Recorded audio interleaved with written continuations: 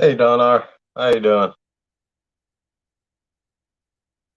Down east.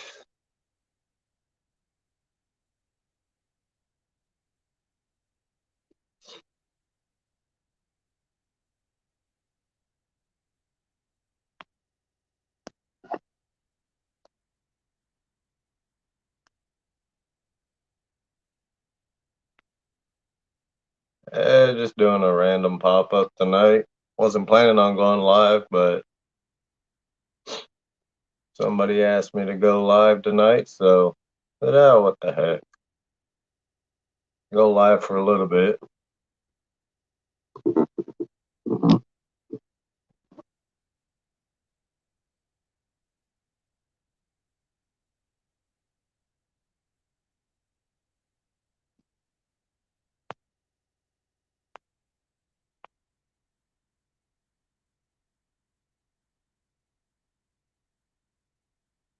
Yeah, a buddy of mine went fishing today.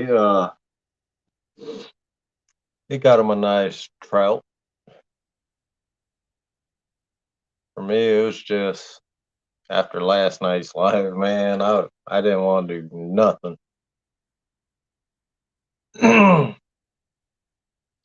I should be getting that box tomorrow down east. It hit our post office yesterday evening. So, or early this morning. So I should get that tomorrow. Hey Stan, thanks for coming in.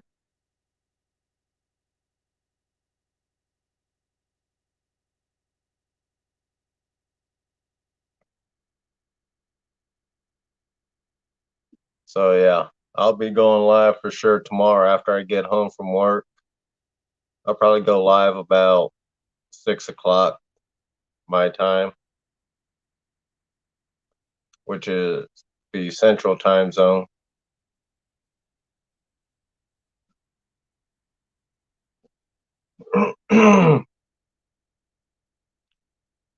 And Stan, thanks for buying those 2 jars of bait you did.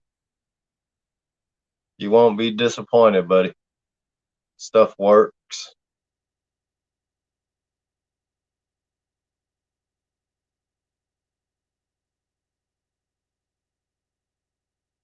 Oh yeah, I won't open it till I go live down east.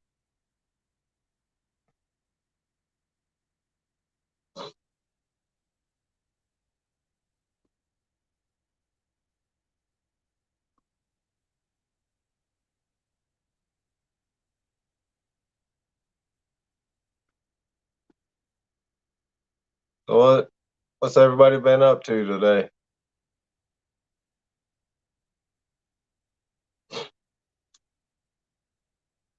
Yeah, Stan, I've heard I haven't seen pictures, but I've heard people's actually caught flatheads on that stuff too. So,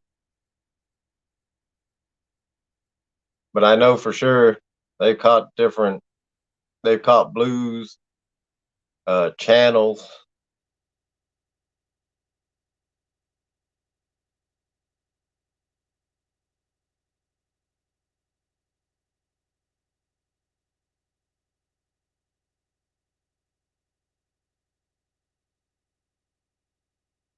Yeah, I mean, there's people that's caught bass. They caught largemouth bass on it, and they were using, from what I understand, it was the blood bait. And I'm gonna give it a couple months down east. Then I'll throw your idea across to them about that making a striper bait or whatever. See if they can figure something out.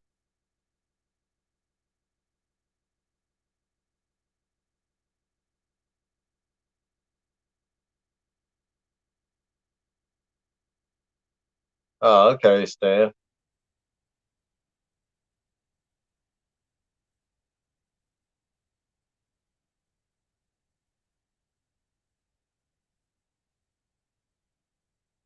Yeah, and let's see, April, I got Average Channel Cat tournament. Then a couple weeks after that, I got a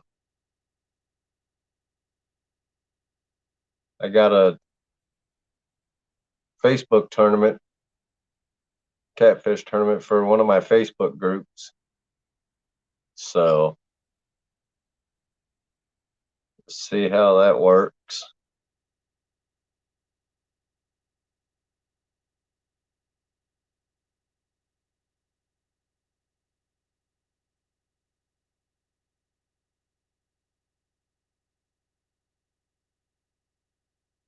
Yeah, down east, it would. How you doing, Brandon? Thanks for coming in.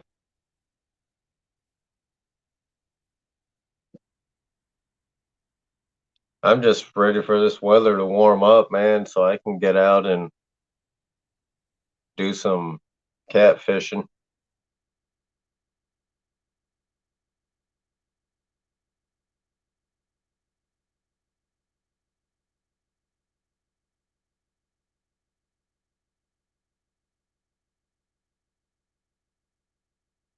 Oh wow, Stan.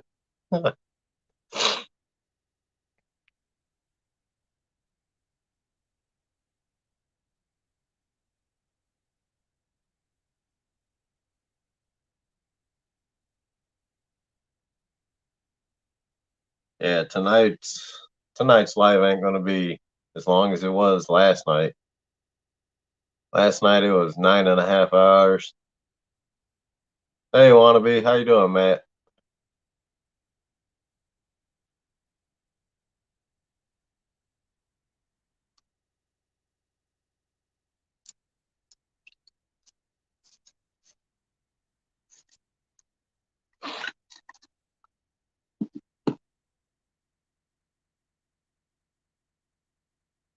So has anybody got plans for fishing this week or next weekend?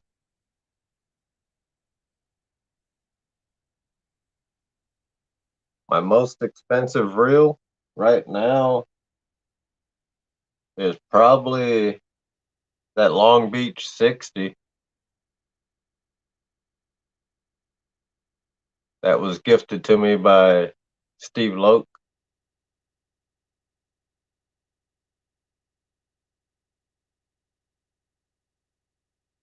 I've used the Long Beach 60 before.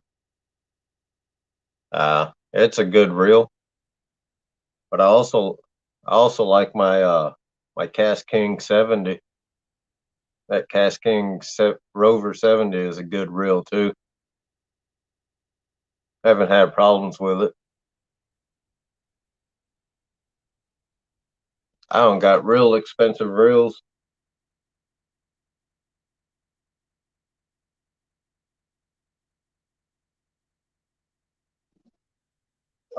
Let's see.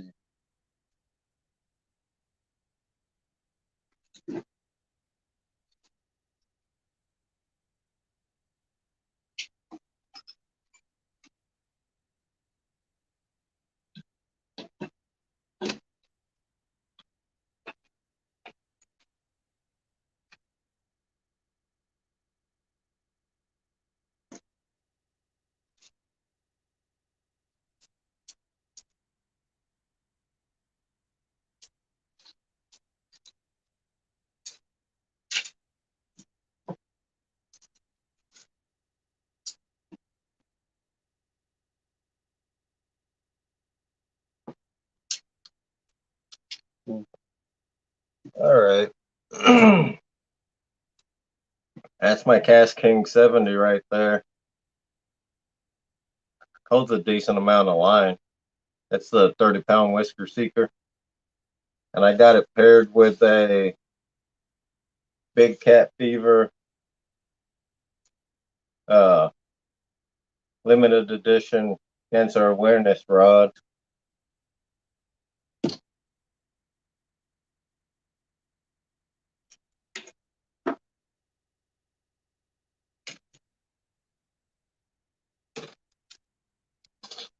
It's a nice rod.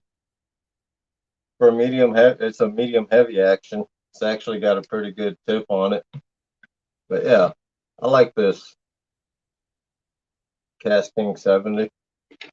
Cast smooth, holds a lot of line. And of course, you guys seen the my Penn Long Beach 60.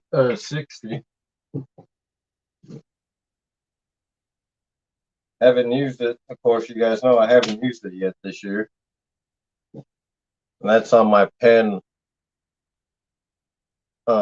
Squadron. This thing's a beast of a reel, really. Holds a lot of line on it. I'll use this when we go to Mississippi River. Got it paired up, like I said, with the Penn Squadron 3. And that's also got the Whisker Seeker 30-pound test. How you doing, Smoke?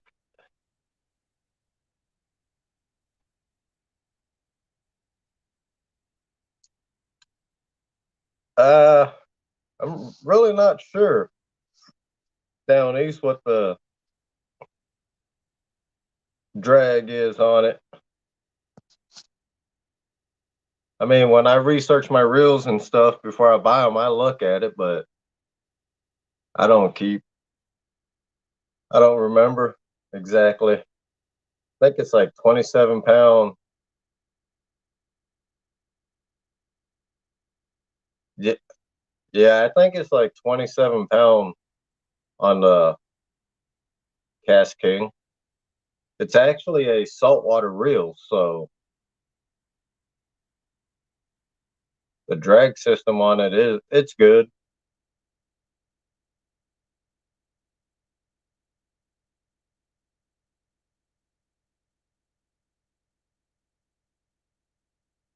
Yeah, Brandon, that's true.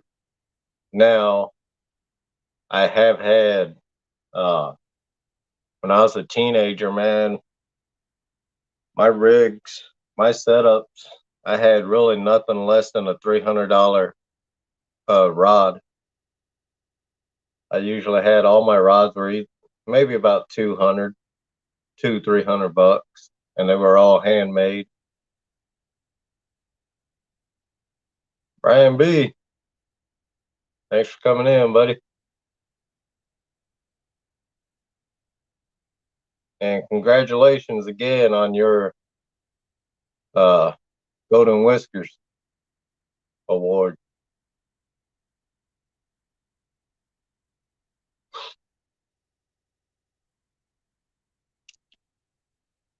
So yeah, this year I'll be putting that Penn 60 to that Long Beach to work on the Mississippi River and the Wisconsin River too.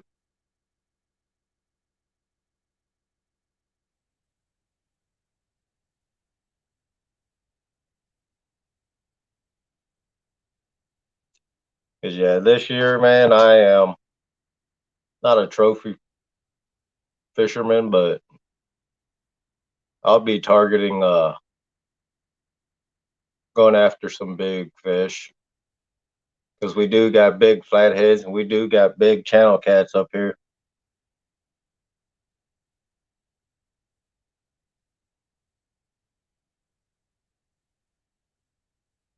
Yeah, man, it does actually. You go to the Facebook group, just look up Jules Catfish Bait Facebook group. You can look at all the pictures, man, that's on there. And the way I do my bait, I cover my whole hook, and I've never had a problem hooking up.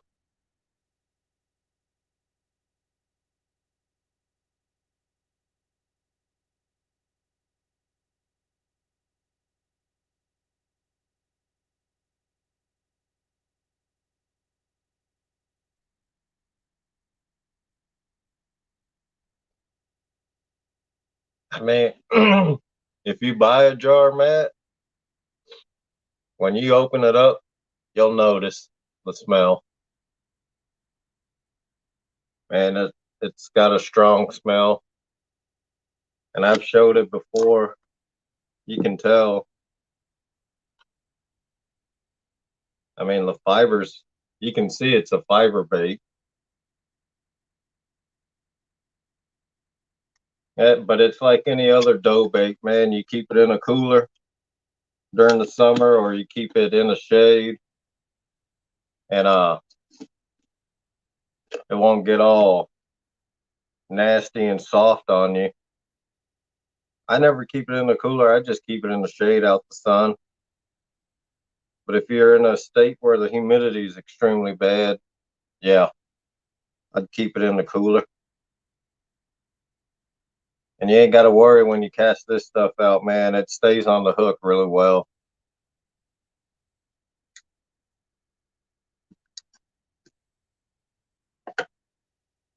And the bait's not real expensive. It's like $7. But if you use my promo code, you'll get that 10% off at checkout.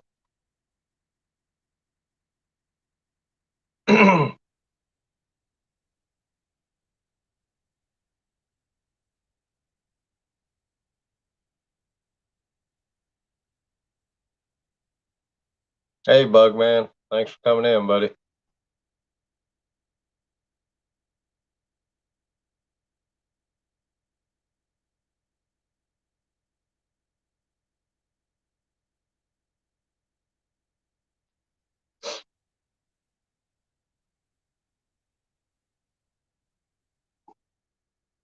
And if you guys, like if you do order like a case or so, you guys can send an email, or just hit uh, Jules Catfish Bait up on Facebook, send them a message through Messenger,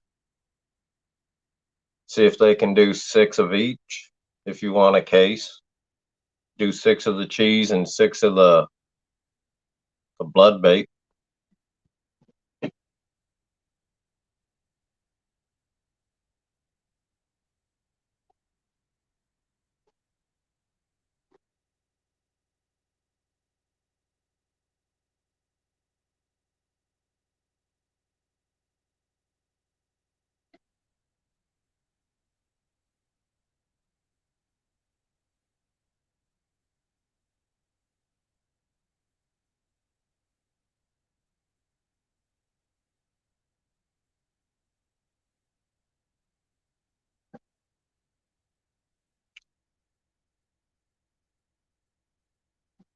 What'd you buy at CatCon, Brian B?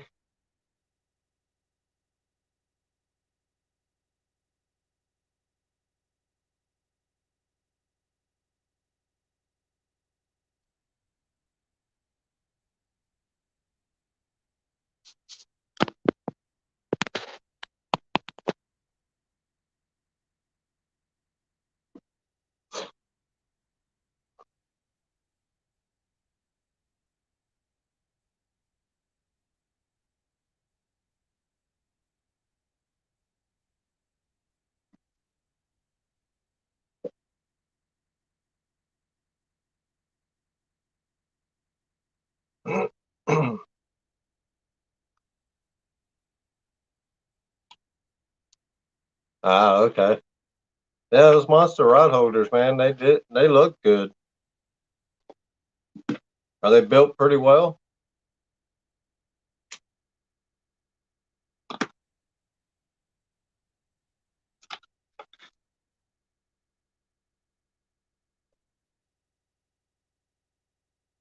You know, I build my own, but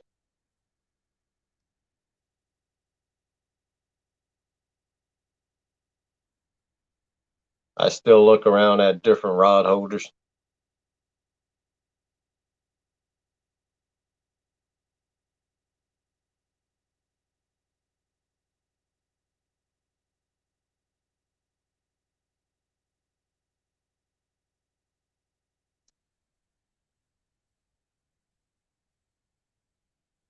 And for me, it was easier just to build 5 foot rod holder, man, because I'm like 6 foot tall. So my back is shot from all the working I've done since I was a kid. Didn't feel like bending over no more for a rod and reel.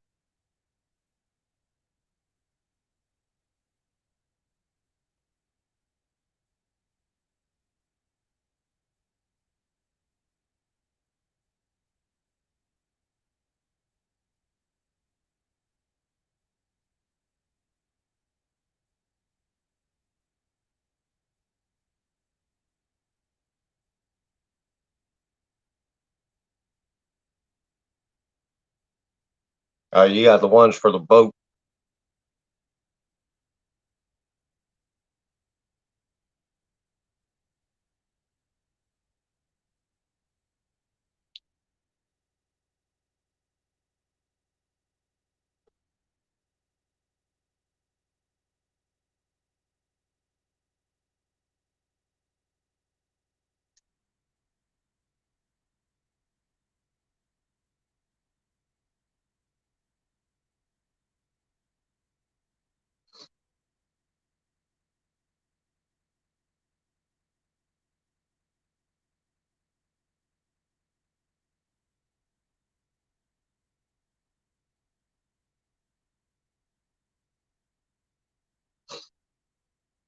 Yeah, Stan. If you're looking for a scale, I use a mini crane scale, man, that I got from off of Amazon. Only paid like $17 for it. Thing locks in pretty quick too.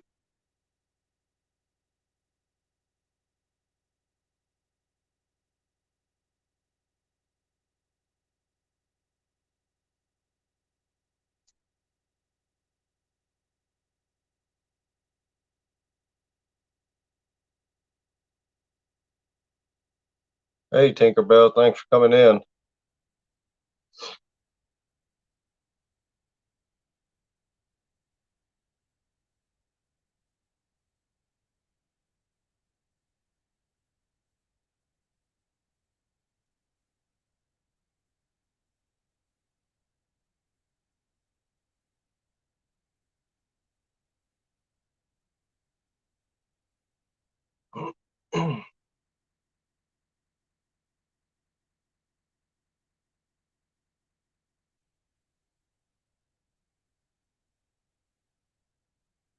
Oh, okay, Stan.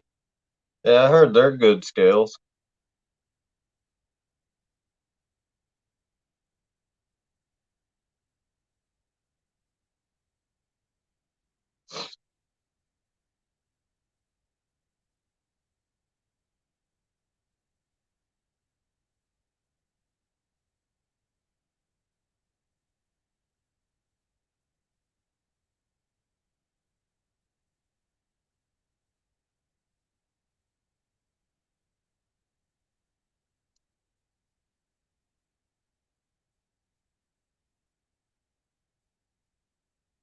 So, Smoke, did you did you open a container of that Jules catfish bait you bought?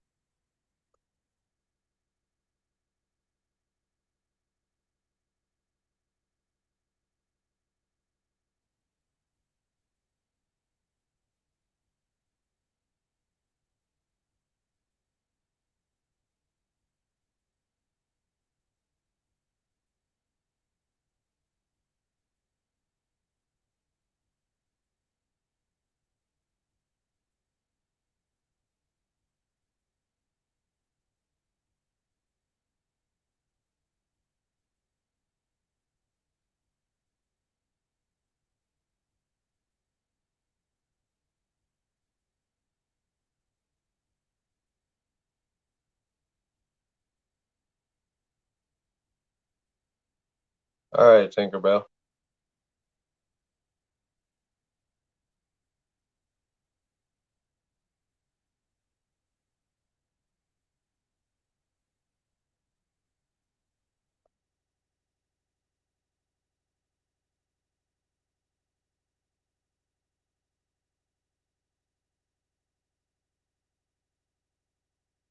Cool. You going live Wednesday too?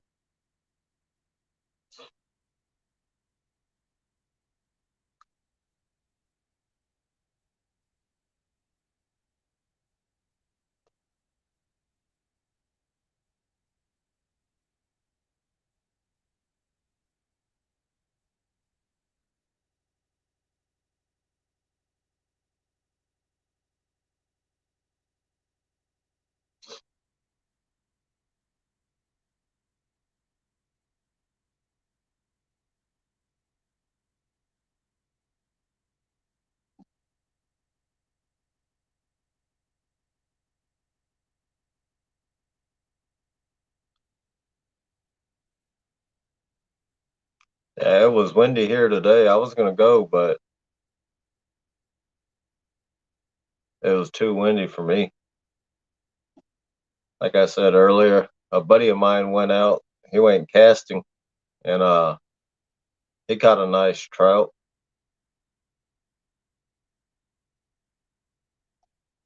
The river finally opened up in our town, so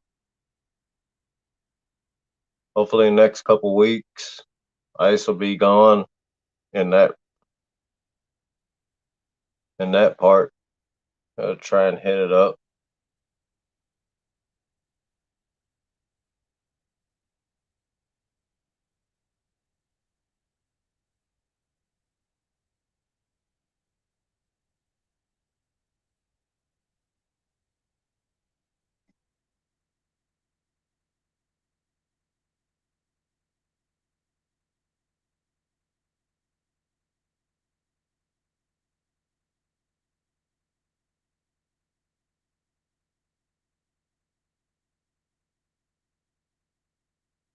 All right, Matt. Have a good night.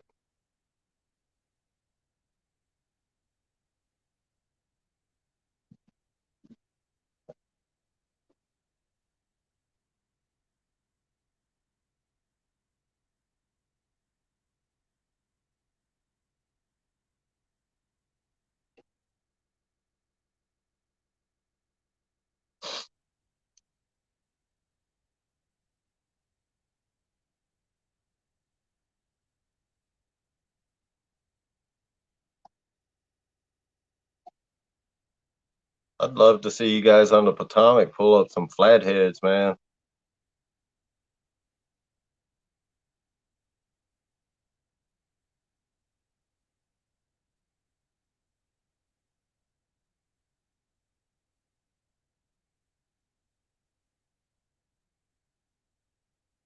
All right, Troy. We'll do that.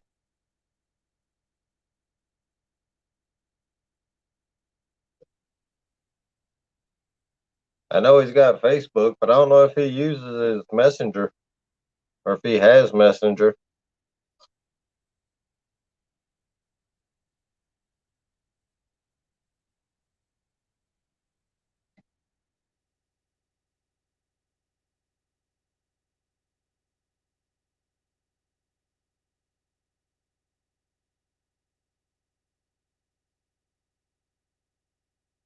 How you doing, Creel?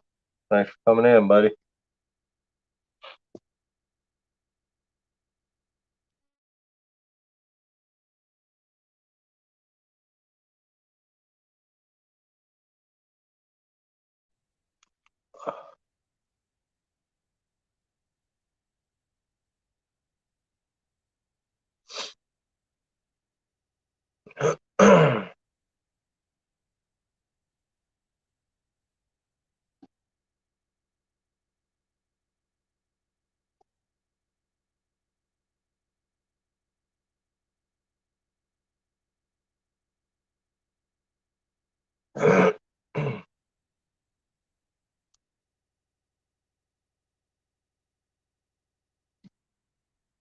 Did you get you some too, Creel?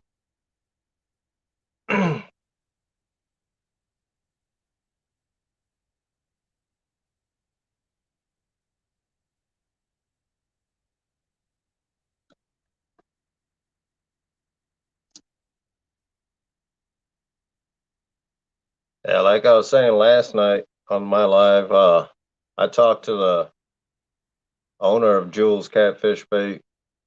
He said a lot of people from the catfish community on here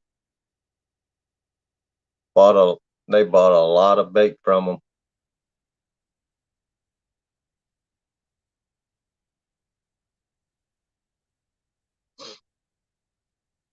while they were at CatCon this weekend.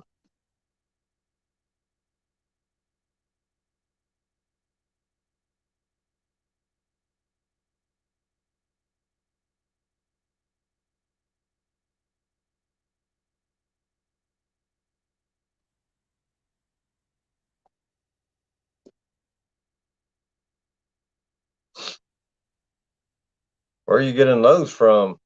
Down east?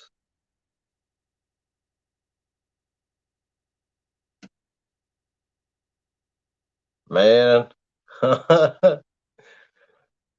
They either went to bed or chilling out because I know Hogleg goes live at 2 a.m. Eastern.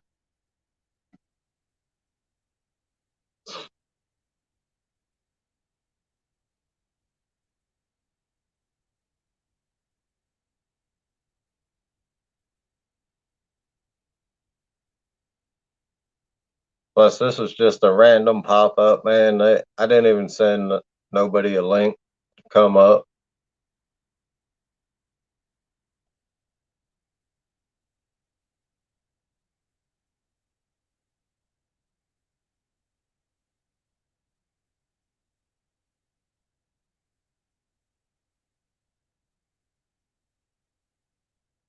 Man, that's a good price on them. Are they loud? Are the rattles loud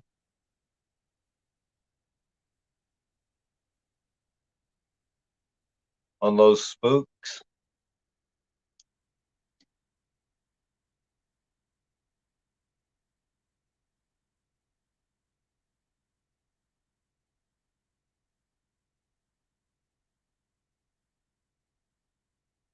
Hey, Sandy Toes. Thanks for coming in.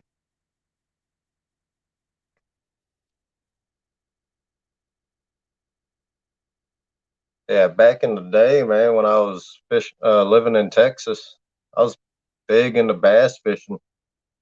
I used to have the Zora spooks, and I was putting that on catfish rigs before any of these demon dragons and whatever they want to call them even hit the market. So,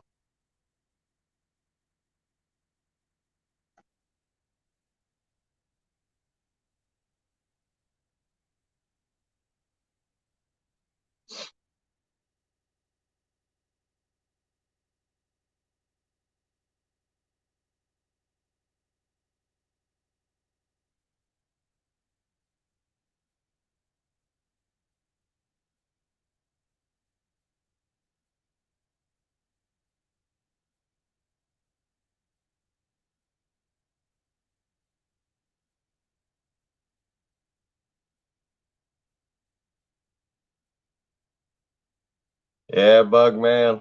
I think the loudest I've seen so far or heard so far is the one that Uncle Lou sells. His are real loud.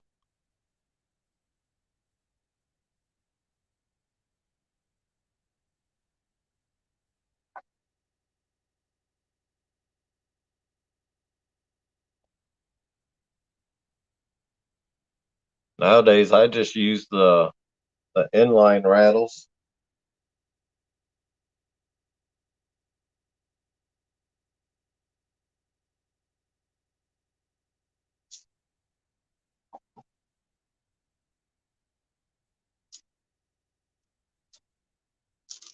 That's all I use right there. Just the inline rattle. I got those from Uncle Lou, and then the Uncle Lou hook.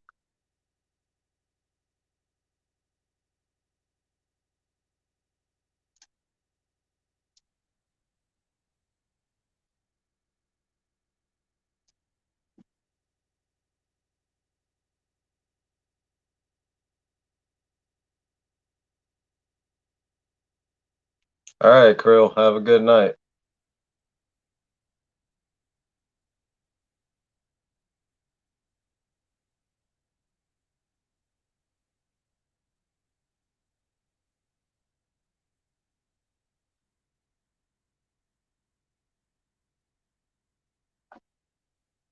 Yeah, down east they would sell.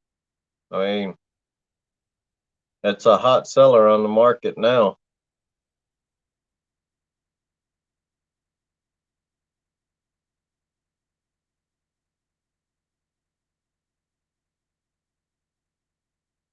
Yeah, Bug Man. That's what I use is the inline rattles.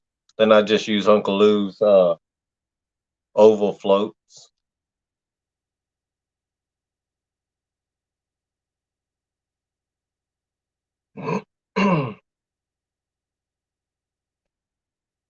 Like my three main rigs I use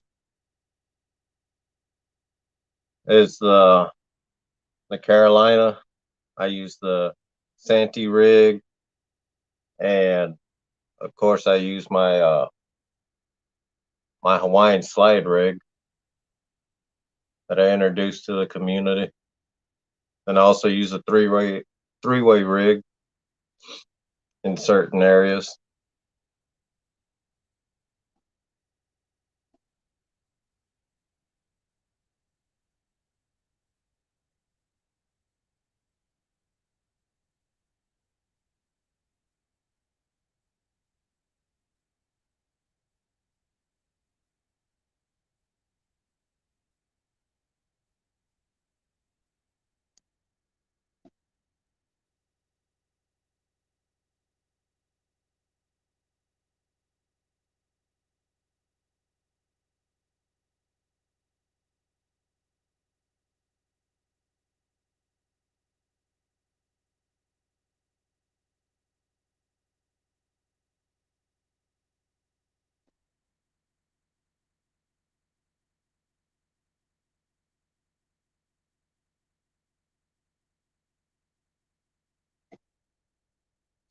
On the with those demon dragons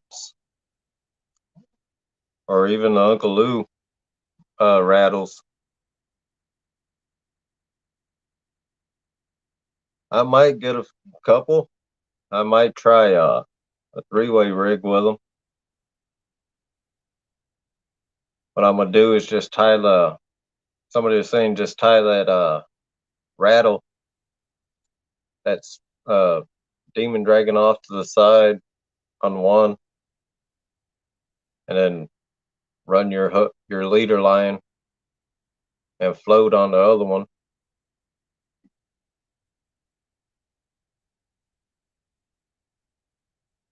So where that demon dragon just gives off a noise.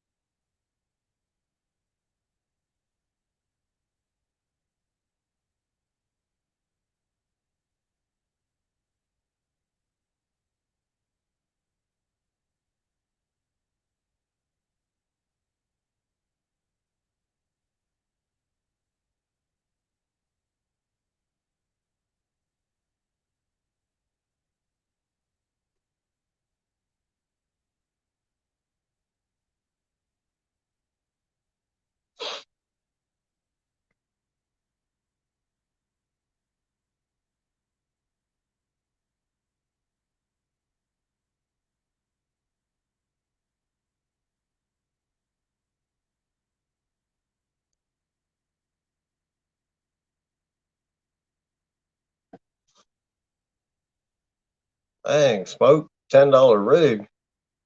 What are you throwing?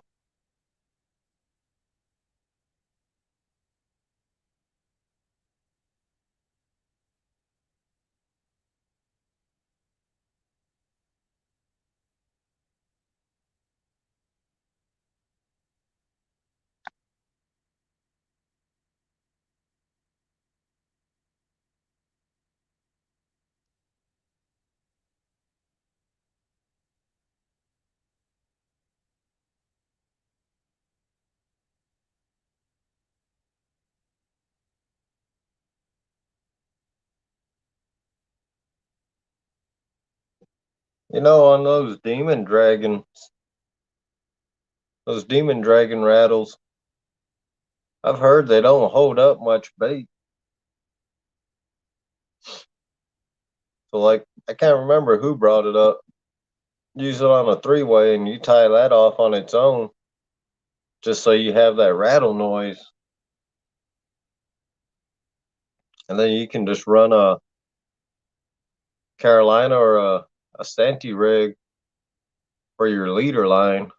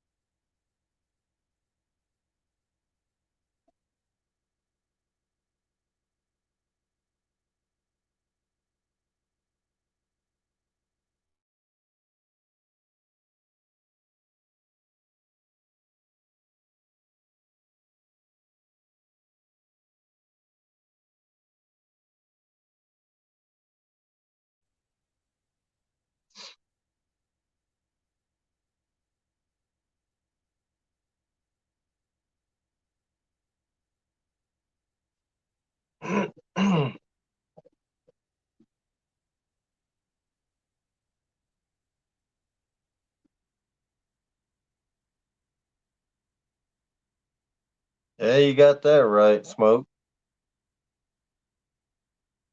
A, a simple rig will catch the most fish. It's all about the bait. You got the right bait and the fish want to bite.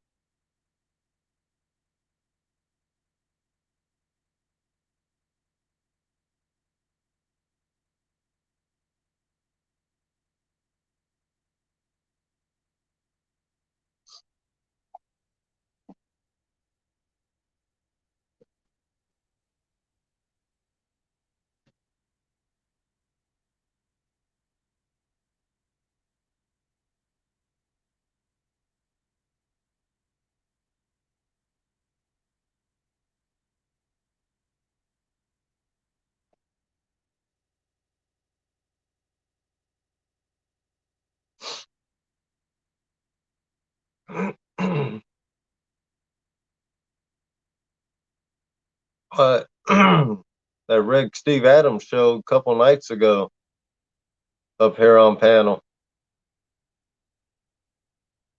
that's a pretty simple.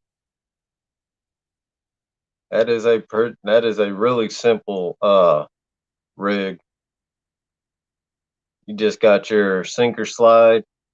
Uh, he cuts a piece of tubing, slides it on the line, so you got that space in where your sinker slide don't go all the way down to your hook.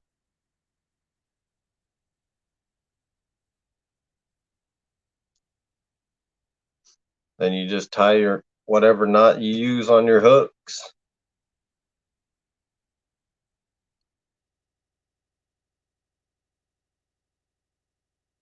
So you only got that rig. You only got one knot, and that's the knot you use to tie your line, your hook to your line.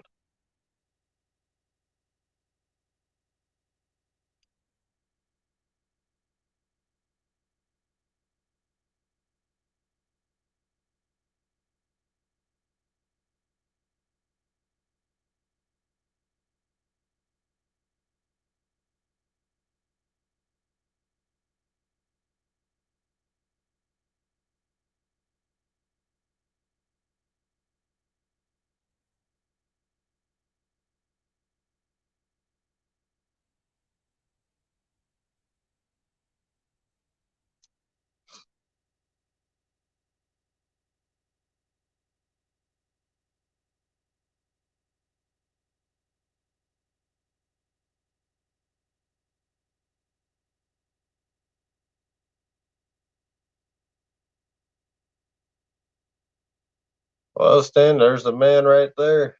He can tell you where to get them.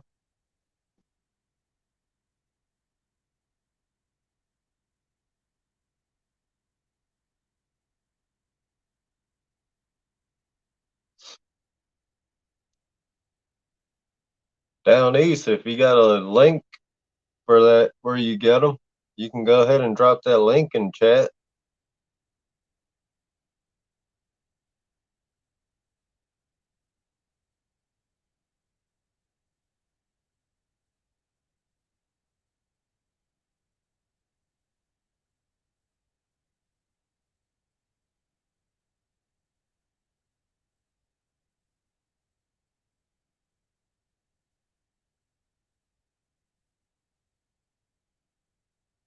All right, Bugman, have a good night.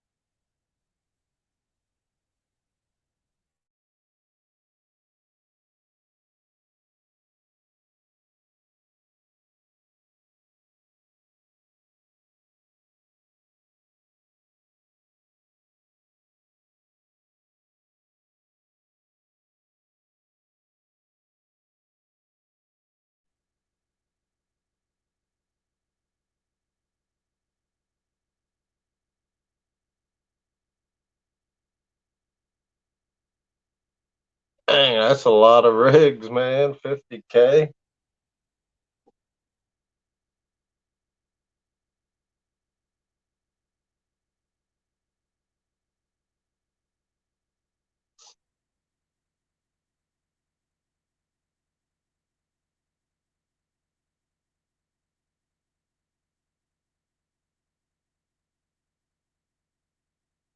Yeah, you need 1,000 pound mono for the fish you go after.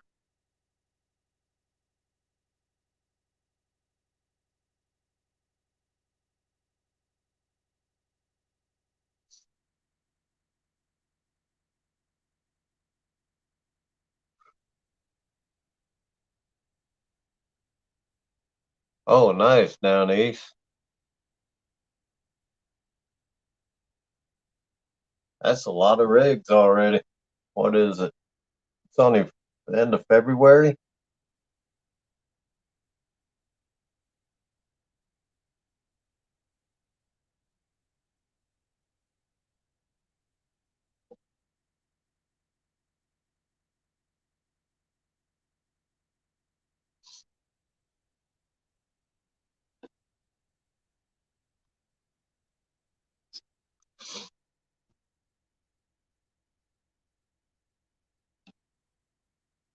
So you must sell them locally too, then.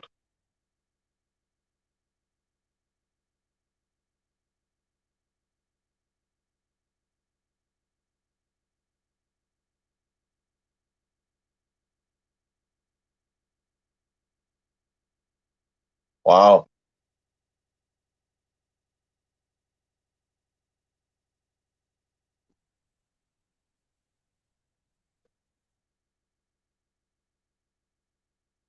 So pretty much when you're not fishing, you're building rigs all day.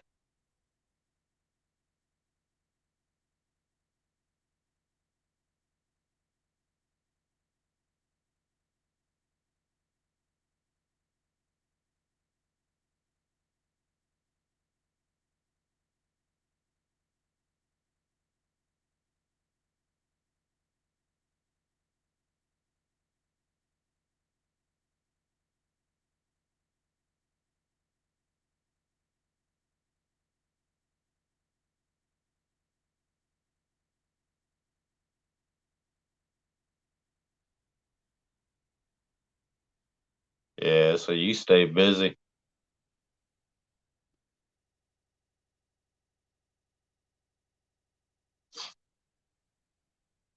In 15 tackle shops and whatever you sell online too.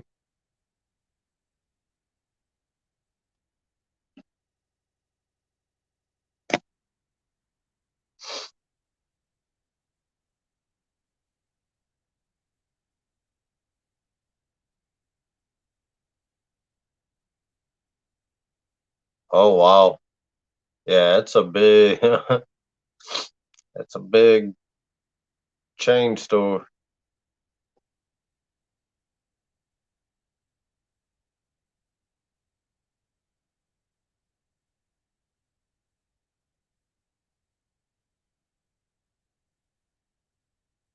That'd be a good contract for you if they decide to carry them.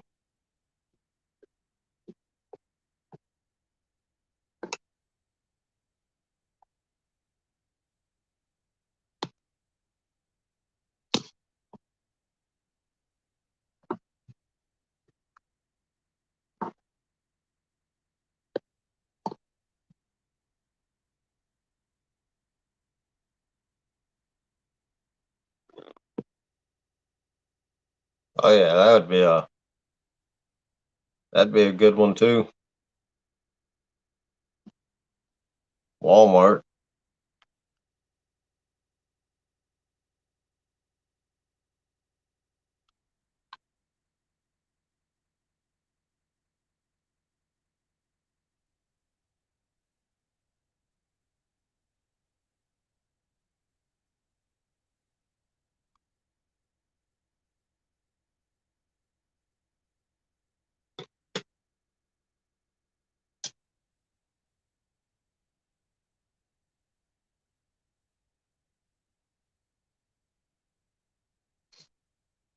especially with your down here in the States, man, with your the catfish rigs that you come up with. Uh, these tournament fishermen would buy them up quick.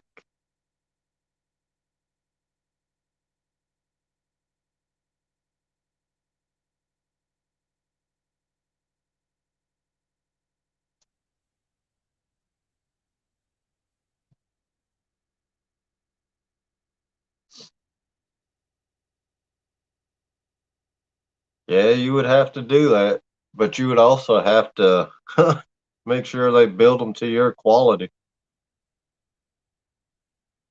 That means you'd have to inspect every single rig they build for you.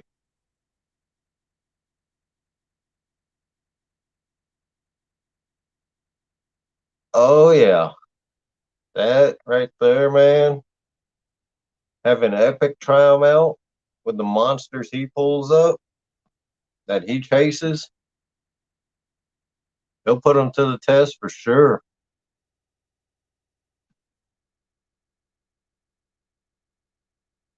Yeah, you would have to inspect them for sure, man, because that's your name on the line there. That's your reputation.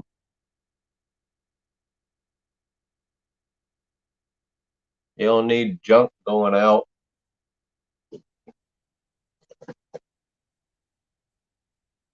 because you know how some people are. They don't care. It ain't their name on the line. It's not their reputation.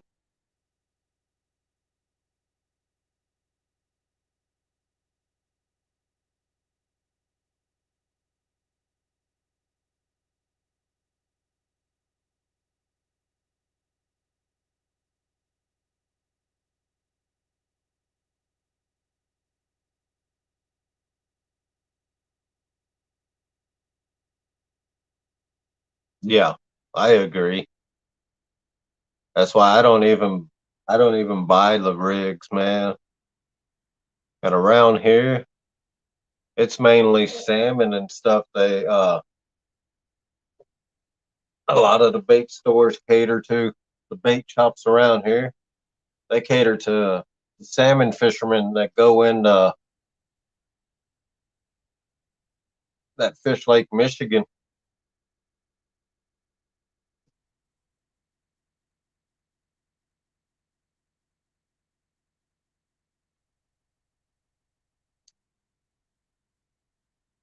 I mean, what I can do too is talk to I can talk to one of the bait shops here that they're right on the river right by Lake Michigan that everybody goes to.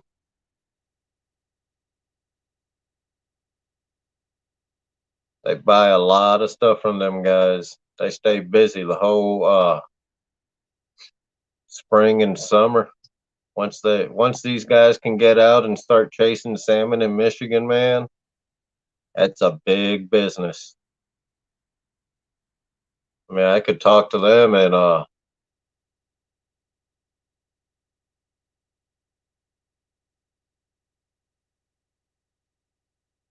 if you got salmon rigs,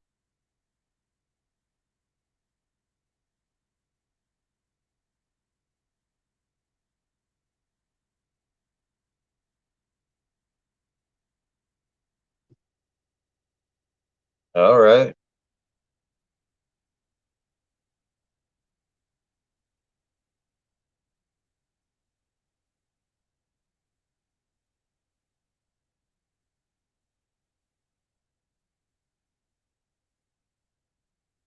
Yeah, let me when it gets to spring and everything, and I go in there because I stop by there and I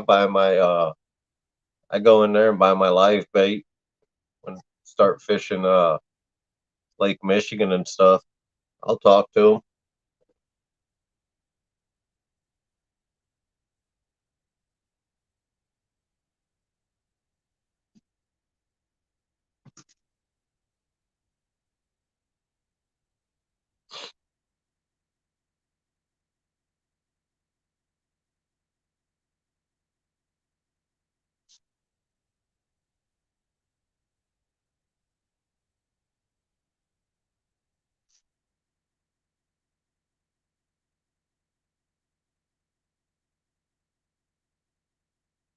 And then there's this little mom and pop shop too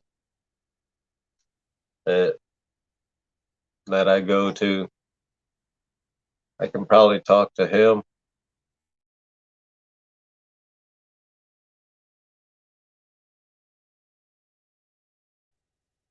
All right, that sounds good.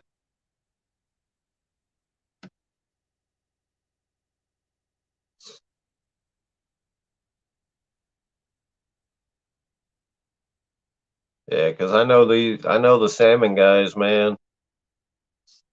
They they probably use some heavy rigs.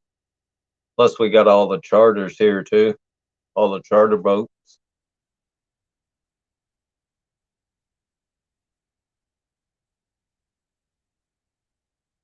Yeah, I would say 60-pound mono would work.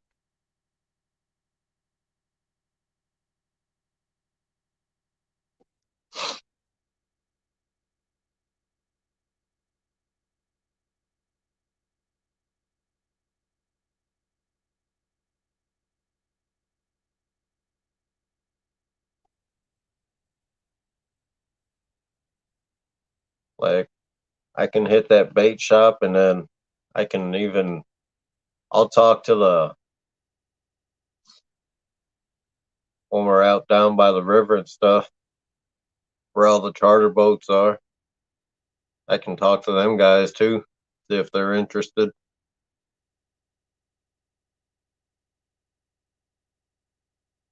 Then I can even get an idea of what kind of rigs they actually use too, you know?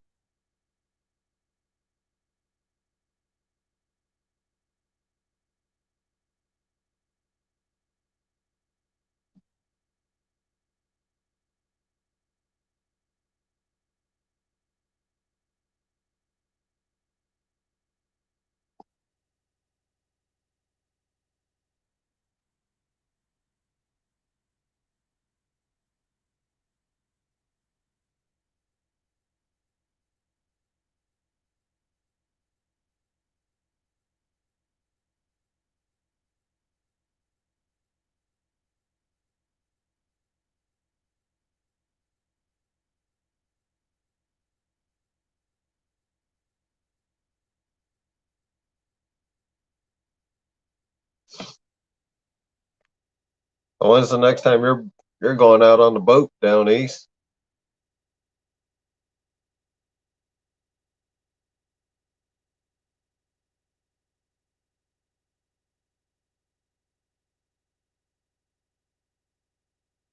Yeah.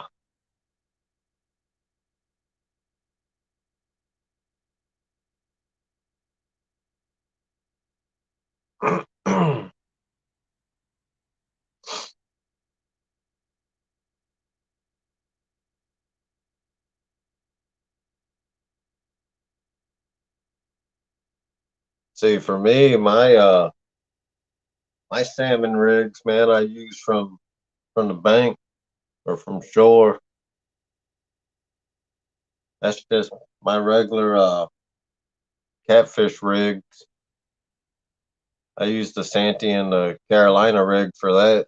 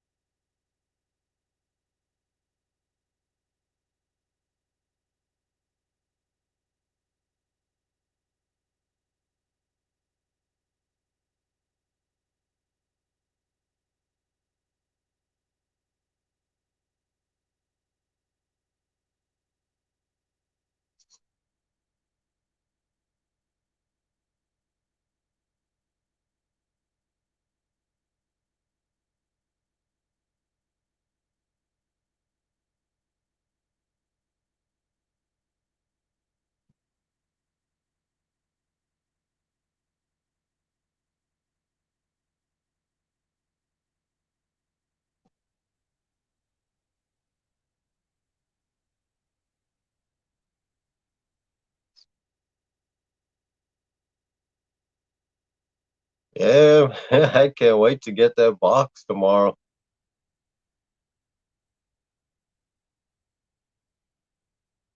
Like I said, I'll put that stuff to use.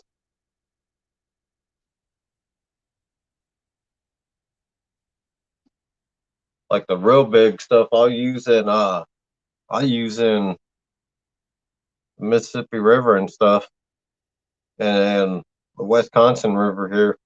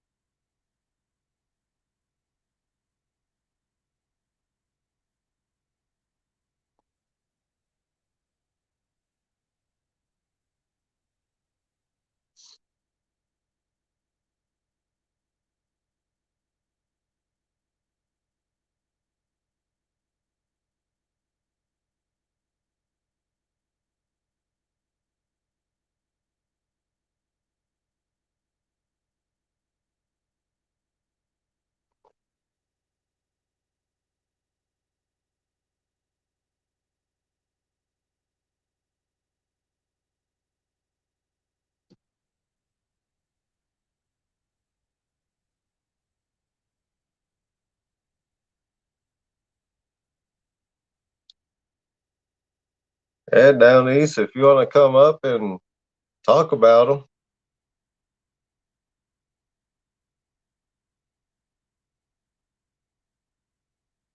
you're welcome up, man.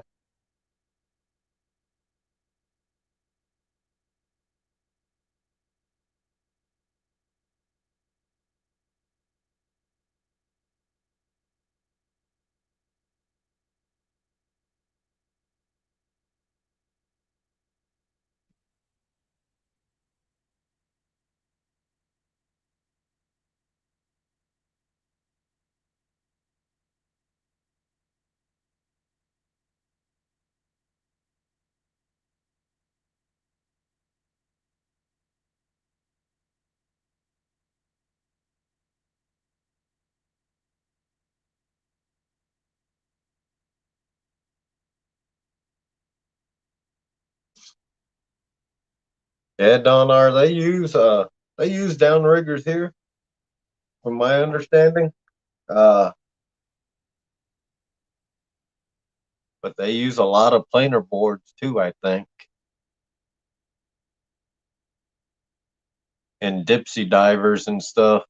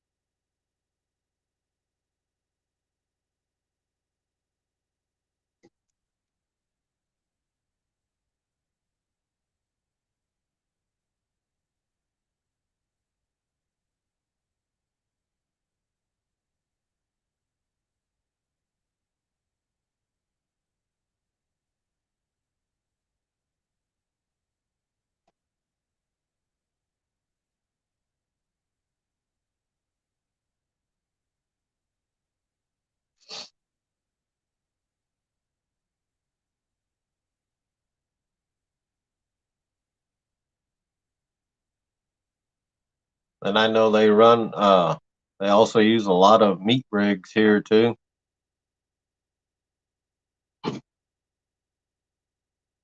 when they're trolling for salmon.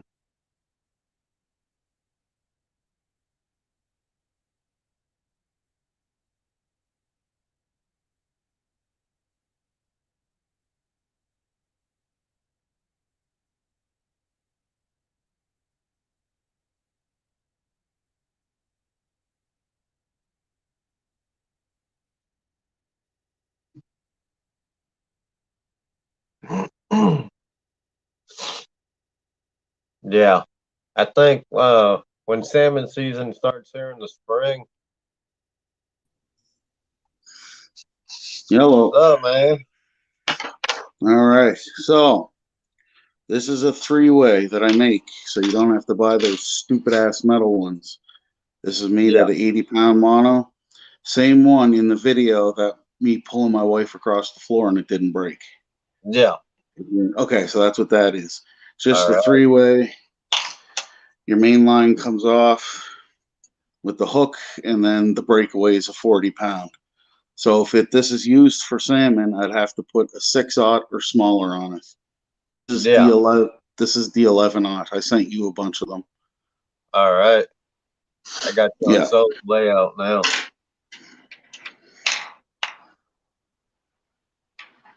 And the swivels are rated for 138 pounds. All right. Yeah. Yep. Man, can't wait to open that box. Yeah, I sent a lot of stuff. Yep.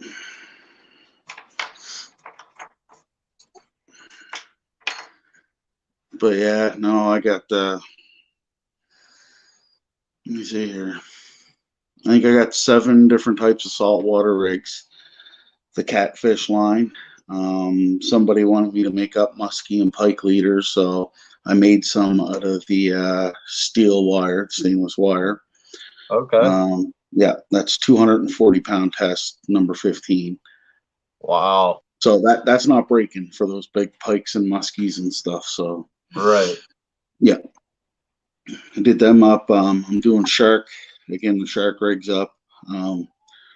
Pat from Real Beasts, he wants a 1,000-pound one, so I got him. I ordered some gear and just waiting on the 20-aughts to show up. Yeah. See, that's what I'm used to using, man. For saltwater fishing in Hawaii, we use a lot of 20-aught for our rigs, and we used to use a lot of wire leader too. Yeah. Yeah. I was actually guys in Hawaii there. I usually watch on YouTube, and they were catching ahi tuna. Yep. And Buddy caught a tuna just about to bring it on a boat, and he said an 18-foot great white come out of nowhere, and all you seen was the face of it come up and grab the tuna. And years ago, I was like, "That's a big shark." Yeah. Years ago, my brother-in-law, he said when he was still in high school, he went over to his uncle's ranch, cattle ranch, and one of his prize bulls, man, went running through where uh, the fence was broke, and there was a cliff right there. So they was in the boat, and his uncle and a few of his cousins were up top. They said they were in an 18-foot boat. They seen a tiger shark swim past them that was bigger than their boat. He had to have been at least 2 foot longer than he's about a 20-footer.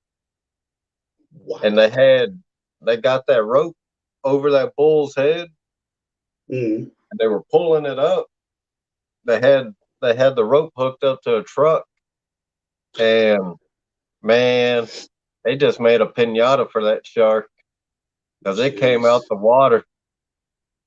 Wow. It snatched that whole shark or that whole bull. All crazy. They had left was the head. Jesus. Yeah. So yeah, you can imagine how they felt when they seen that. They're in the water like 30 feet from that damn. Yeah, that's just shark, insane. Man. Like I seen a 12-foot shark. Like I was basically right on top of it, and I'm like, that's a big shark. Now to see something 17 or 18 feet. Yeah. Yeah. It gets a little scary. Raymond Williams, thanks for coming in. Yeah. There's a beach we used to go swimming at in Hawaii when we were kids. And there's this tiger shark, man. She frequented the area. There's a lot of fish in the area, so there was never any shark attacks there. But you could see her chasing fish in the waves. And we're in the water just standing there, man, standing on a rock waiting to body surf. And you look in the wave and you just see this female tiger shark swimming right in the wave. Jeez. Yeah. I would actually rather be in the water with a tiger shark than to be around a bull shark. Yeah, exactly. Because bull shark, man, they're in my opinion, they're the most dangerous shark out there. Yeah. I would have to say them in a mako. Like you can't trust a mako whatsoever. Mm-hmm. Yeah. So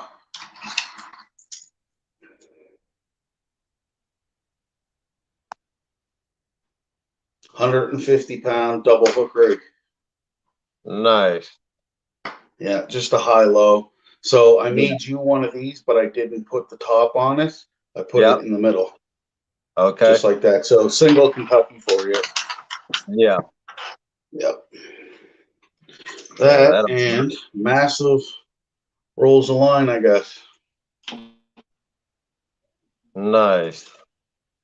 So I got the 80, the 130, the 150. I'm waiting on the 300 to show up now.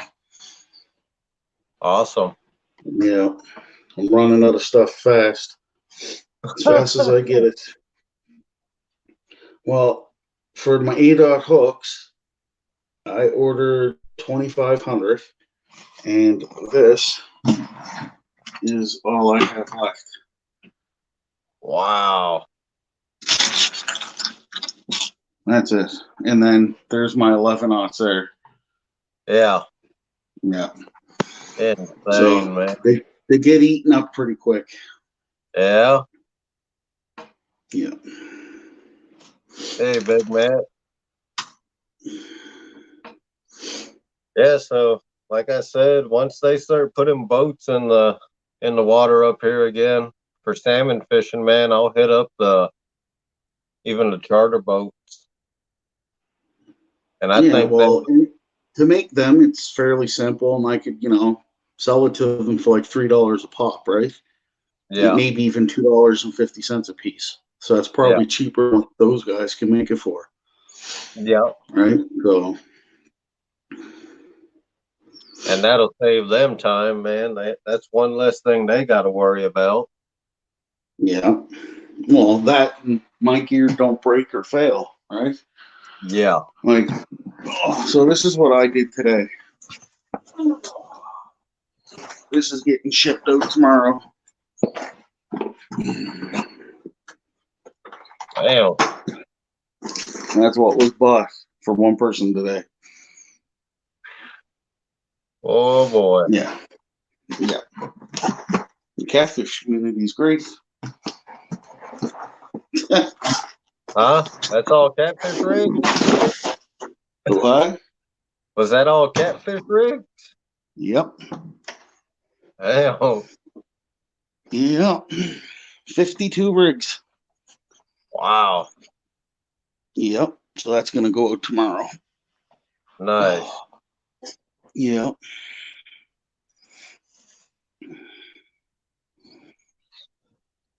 So you only run one boat, or you got a couple boats when you do your commercial fishing?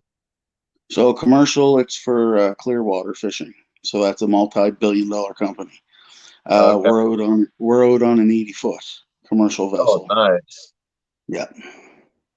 And then for just fucking around when we go shark fishing or just playing around with tuna, we go out in a 40-foot cape. Yeah. That's what these guys are using up here. They're using saltwater boats in Michigan, Lake Michigan. Well, that lake's like an ocean. You get the same weather conditions, the same choppiness, same waves. Yep. So. And I've seen up here myself. I didn't believe it till I seen it, man.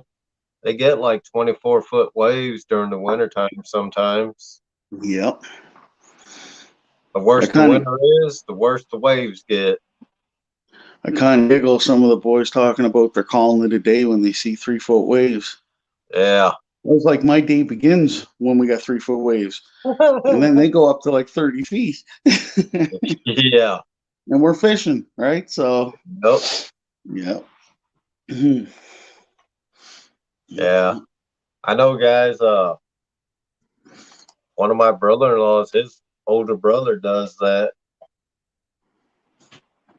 He goes in the. He don't do commercial fishing, but they fish in the channels in between the islands in Hawaii. And man, I've seen some video of them doing that. That's insane. Yeah. Hey Ray, how you doing, buddy? Yeah, Clearwater. How you He knows doing, what I'm bud? talking about. Mm-hmm. That's nice. But yeah, I've seen their home. His my brother-in-law's older brother, his home videos, man. Old school camcorder. They'd be home filming. Yeah, These guys, they'll be hooked into a fish, man, and they'll be on like a 20-foot wave. Freaking, all of a sudden they're in midair. yeah, yeah. If you don't know That's what you're happened a few. doing, That's happened a few times, and I remember we were hand lining for a long time, and I remember we end up snagging into really big codfish at one point in our trips. So big, big, big cod. yeah, And I think the waves were about 10 or 15 feet. So it's not too bad in a 40-foot boat. right. And I remember that boat going up. And then I remember that, it's like 400-pound mono in my hand. And I just remember my whole body reefing over the side of the boat. And I'm like, wow. Okay, yeah, that's a big fish. Yeah. Yeah, man. I do. I mean, I miss ocean fishing big time, but hey, Lake Well, Michigan that's the is. thing. You talk about like, yeah, I fished in Hawaii, and I'm like, you are stuck in the middle of the United States next to a lake. Oh, that Yeah. sucks. Exactly, but man. I mean, but you can still fish. So yep, look at the bright side, right? exactly. Yeah. I know one Mm, thing. If I get back down to Texas to visit family down there, my mom and stuff, my brothers, I'm hitting the damn Gulf of Mexico. oh, do it up. Yeah. Yeah, chase down some big red bull reds down there. Yeah. Some drums. Yep. We got black drum down there. Yeah. They got black drum, they got red, and I've hooked into some nice reds down there off the pier in Yeah. Galveston. Nice. I made up a leader and sent it to you. You can use it for redfish or black drum or whatever. But Yep. I wrote on it with a Sharpie, so you'll know what it is when you see the rig. Okay. Yeah. I sold a couple to a shop down in Corpus Christi. Yeah. I Yeah. fished all along that from Corpus Christi all the way to Jacksonville, Florida, man. I've hit that whole coast. Nice. I've even been out in the boat. I knew a guy that had a boat would go out in the Gulf and hit the oil rigs, hit some Oh, okay. kingfish, Yeah, yeah, yeah. man, kingfish, mahi mahi. Listen, don't talk. My whole entire life, dude, I wanted to catch mahi mahi. we were we were we were coming into Florida, and we circled back around to go back up here towards Nova Scotia, and we went out kind of towards like Bermuda-ish way, and then to back up. Mahi mahi, we could see them, and it was, yeah, don't bother catching them. I was like, for fuck's sakes. I wanted one so bad. I'm like, they're huge. I want to get one. Man, I bet you it was about 4.5, 5 feet long. And I'm just like, man, I want that fish. And they're like, man, fuck. have you Yeah. ever caught a wahoo? No. Oh man, if you ever go down to Texas again, Mm-hmm. if you ever go to Texas, look look up a charter for that does wahoo fishing. Wahoo. Okay. That Now, is a if I fun was to fish. go towards Corpus Christi area, would there be any down there? Yeah, that's Yeah. exactly Okay. where we would go. They got charters down there that do it. Uh, Okay. that's a good eating fish, man. It's a sweet. They got some sweet meat to Okay. them. Yeah, they're good eating fish, and they're fun to fight. Nice. Nice. And mahi mahi, when we was chasing those, we'd use light rigs. We'd just use a light rig, friggin' hook into them. Boy, those things jump. Boy, do they jump. I have an SD card here somewhere, and I gotta find it. I don't know what I did with it, but we caught a couple mako sharks out in St. Margaret's Bay, and Mm-hmm. we got a mako that breached. We were hooked, and he breached up probably about 20 feet under the water, and I got that on camera. It's on my Wow. SD card. So when I get that, I'll put together a video of that day trip, and then I'll upload it to my channel. Oh man, It that'll was be pretty awesome. cool. Yeah, it was pretty cool. I've never specifically went for targeted shark, but growing up in Hawaii, you catch the small tigers and all that. What I Yeah. call small tiger is a 5 foot, 6 foot tiger. Now, did you guys have sand sharks in Hawaii? Uh, I've never hooked into them. If we did have, we probably did, but I've never seen any. I I've guess, mainly seen the black tip and tiger sharks, yeah, you guys would have had hammerheads too, right? hammerheads. Great whites, of course. Well, the great whites, not really, unless they migrated in there. Wow. I thought Because Hawaii was known for having a bunch of great whites. no,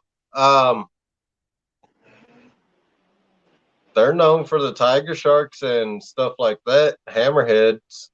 But the great Huh. white, man, they like that cooler water. That's probably why they're up here. Yeah.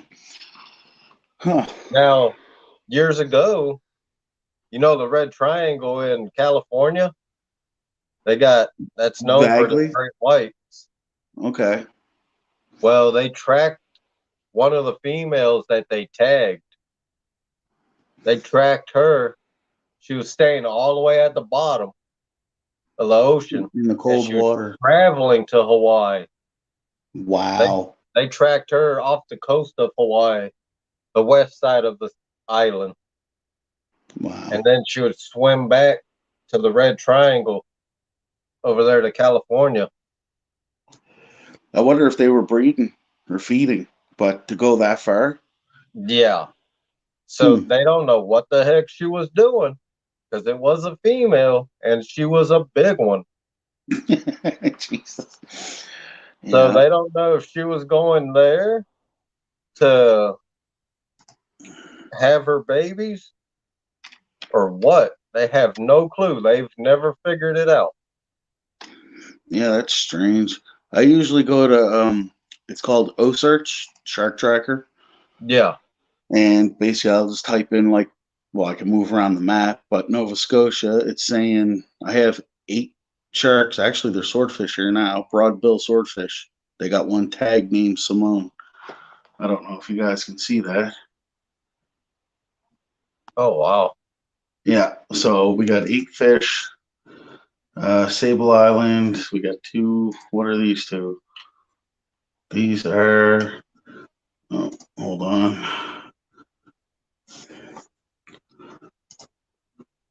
Really? Jane, a white. There you go. A great white. We got a great white off the coast of Nova Scotia. 10 foot. Huh. Jane, white shark. Yeah. Yeah. That's insane, man. Well, so I'll usually check that out, and then when we go out, we'll target like mako or blues or whatnot, right? Mm-hmm. Yeah. Damn. Yeah. Hmm. So there's a 215-pound, 8 foot short fin mako that is down in Chester, so 30 minutes away from where I'm at. Huh. And they also have a 12-foot male white shark, 1,500 pounds, sitting in the Chester Basin. And he's been all the way up and down the coast. Hold on here, I'll show you. Can you see that? The yellow line? Yeah. So Oh, that's his wow. that's his travel point all across the eastern seaboard. Damn. Yeah, the range they put that they the range that they have is just insane. Yeah. Huh. Interesting. I'm still amazed that the broadbills are out here. Usually we got to go farther out.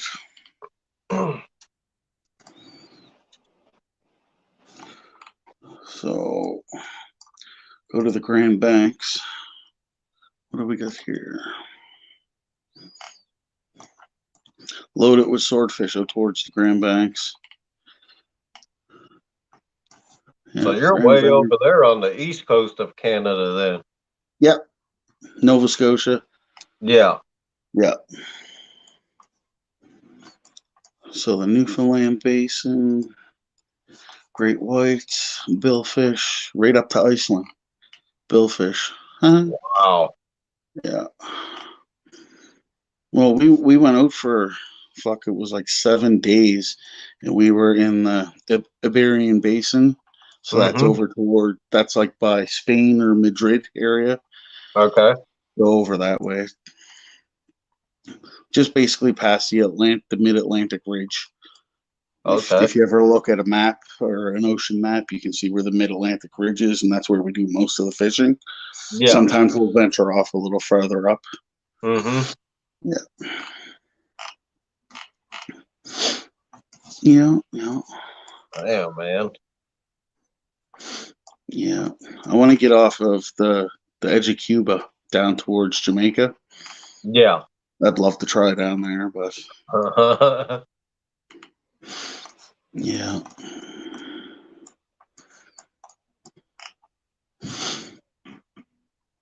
Hmm. Well, I guess that's good news if we're getting swords in this early. Huh. Interesting.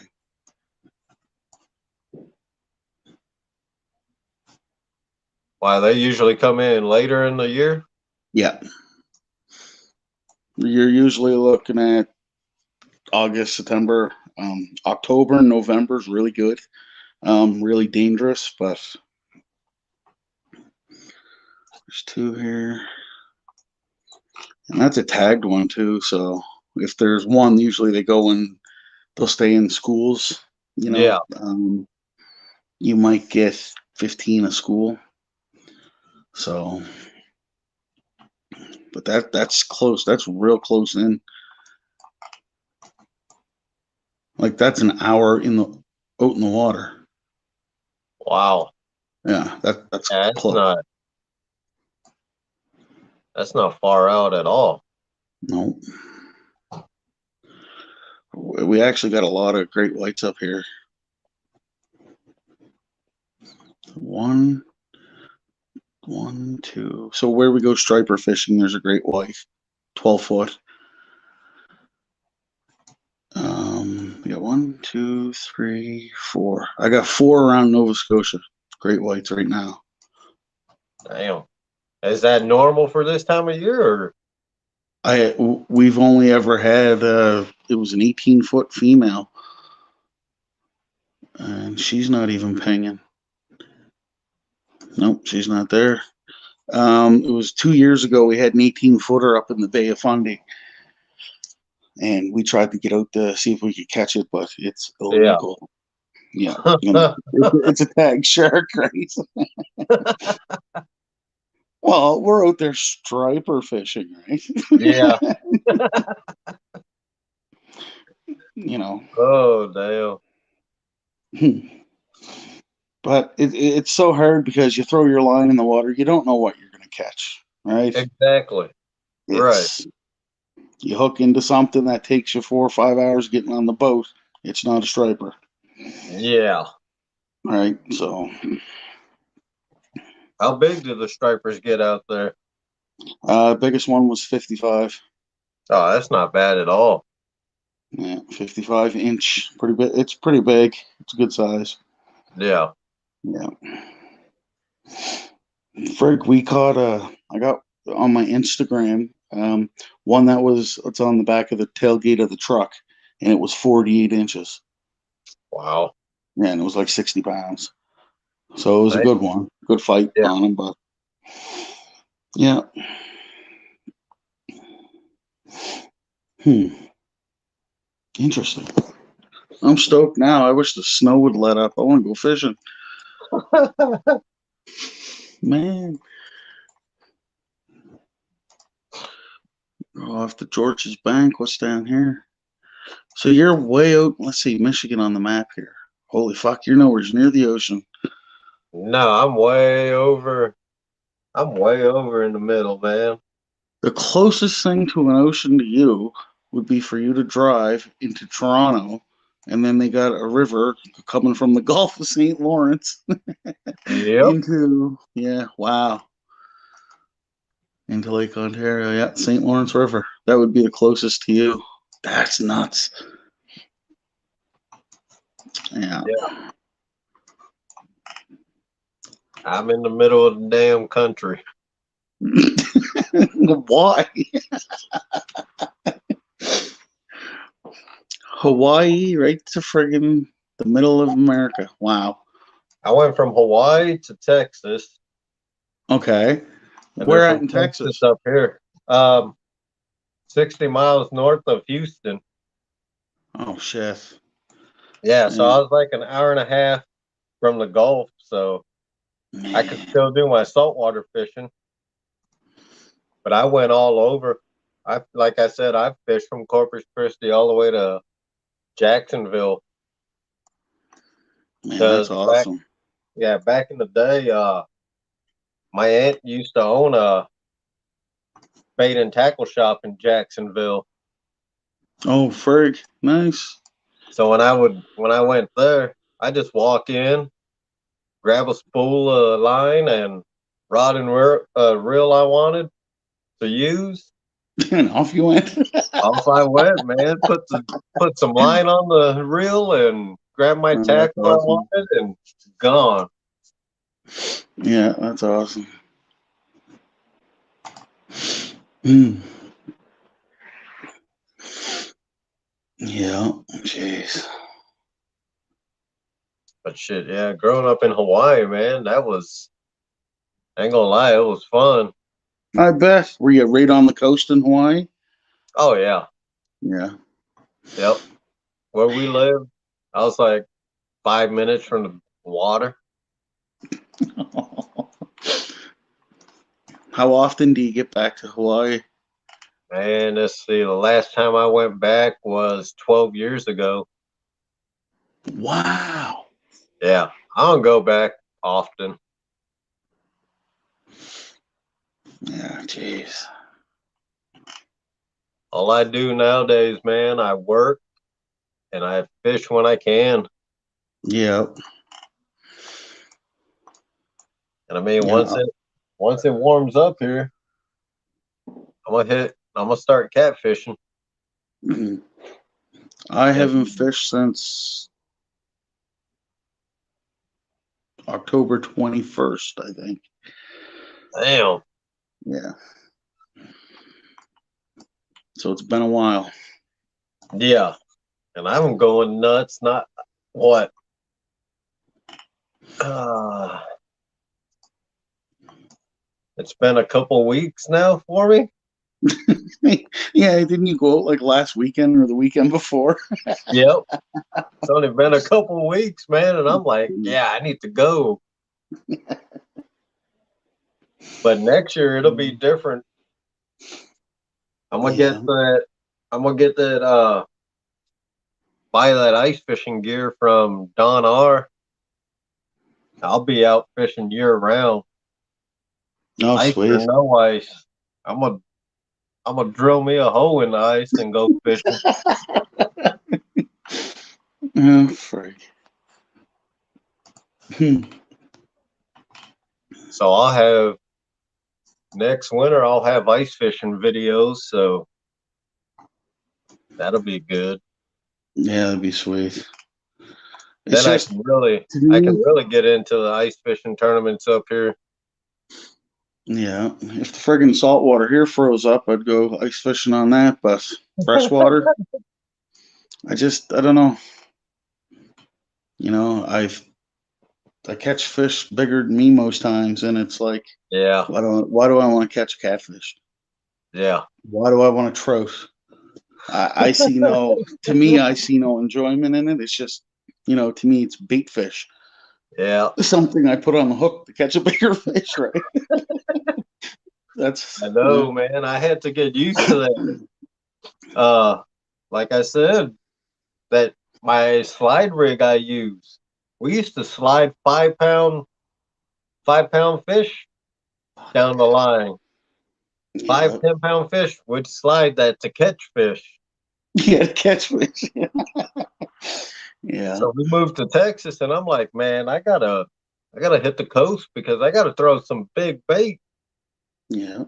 And I You know, was I throwing, like the guys too. A lot of them are like, big baits don't mean bigger fish. And then I'm thinking to myself, it's not how it works on the ocean. yeah, If you throw out a 15-pound fish, you're either going to get a white sturgeon or a shark, and they're right, big. yeah. Like, you know, but yeah. Hmm. I know. I had to get used to it. I was when we moved to Texas, man. I hit that coast. The biggest bait I could find was freaking blue crab, Blue crabs, yeah. and I was, Usually cut them in half to get that yep, guts and the scent in the water, hook it hook through the bottom, and off you go. yep, Yeah. and that's what I caught my 50-inch redfish with. Nice. Nice. Yeah. So I'm not sure if you did a lot of fishing down there in Corpus Christi. Did you ever run into the guy? His name is Eric. He has Team Real Loco. I've heard of that. I've heard that name before, Real Loco, but Yeah. I've never met anybody. Okay. Never Also talked to anybody. Albert Sartucci. He owns Hard Life Bait and Tackle. He Huh? he he does a lot of shark fishing. Really? Oh yeah, check him out on YouTube. Just Hard Life Bait and Tackle. I can Yeah, I'm gonna post a look link that in up. here. Yeah, I'll drive the link up here. All Like right. he does like when I tell people about hollow core braid, I'm not the only one that like would put my life on the line with that fishing line, right? It's the best of the best for what we do, and he does tests and everything on this stuff, and it's pretty good. Yeah. Yeah, Yeah, 48-inch red. That's a nice fish, Stan. And Raymond. That's a good sized fish. all right, here, check him out. I'll paste the link in here. There.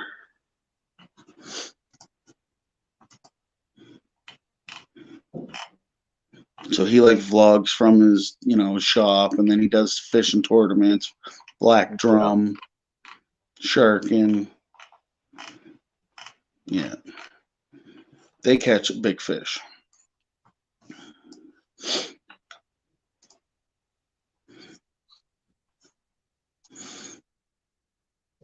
Hell. Yeah, and he's right there in Corpus Christi. Nice.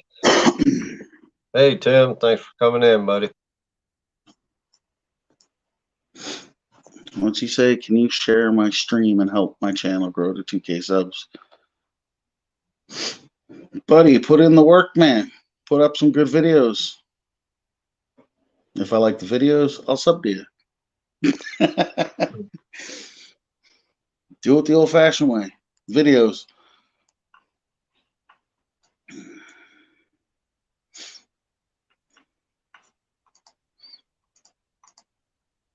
Yeah. Yeah, videos and lives. Yeah, I set Rotating up a them, couple man. lives and I tried to get rid of the bot thing, but I couldn't figure out the commands on the phone Yeah. to kick them out. And I said, ah, fuck. So I might get StreamYard and try from there. See if it's any better.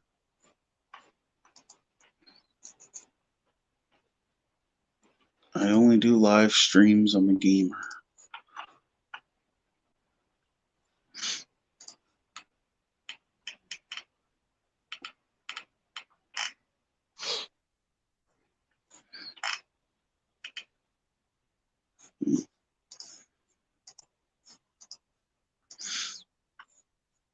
Yeah.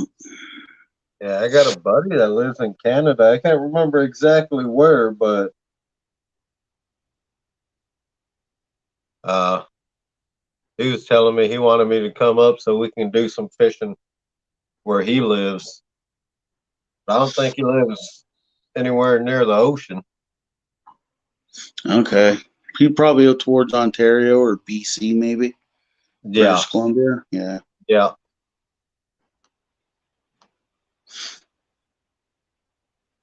Hmm.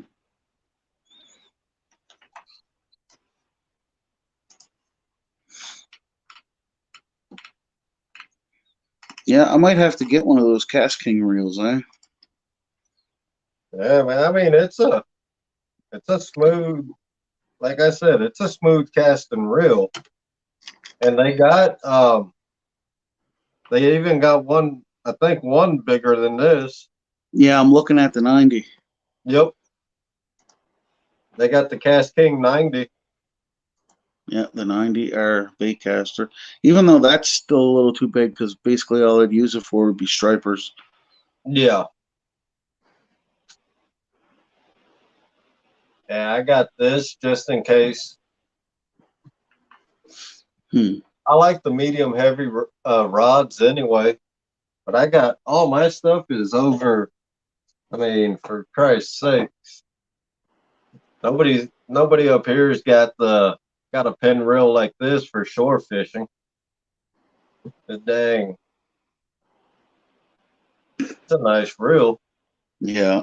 But I'll use You're gonna go there. You're gonna go there and fish in the lake, and the boys are gonna be like, "What are you gonna try to catch out of here?" yeah. I actually had one guy come up to me, ask me about because he seen the reels I use. I use all big gear. Yeah. I don't. I Well, mean, even for that's the salmon. saltwater fisherman in you. Yeah, It's you know like the I was like, smallest reel man. I got from mackerelling, I think is like a 6500. So it's like, Yeah. these guys are coming out salmon fishing with like what I use for pan fishing reels, just little bitty reels, Jeez. and they're using that for salmon. It's like, no, why? Yeah. Why? Why, why take the chance of losing a fish? Yep. I said, That's and I'm you know not there that to play around, man. I'm there to land them and take them home. well, that's the thing. Like I always look at it like when I go for a certain species of fish that I'm going to target, I don't bring small gear. Yeah, It's the ranges of, okay, I'm going to catch something between 400 and 1,200 pounds. So in my mind, I need something that's going to pull in 1,500 pounds yeah, just to make sure, because if I catch something bigger than the 1,200, I'm covered, but it's still, it's hard, right? If yeah. I go, okay, I'm going to go catch a 400-pound shark, I'll take my lighter stuff. Oh shit, I hooked into something that just ripped my rod apart. Like, snap my rod, right? It's like, well, yeah. So yeah, I plan everything out. I don't know, I'm pretty anal about it, but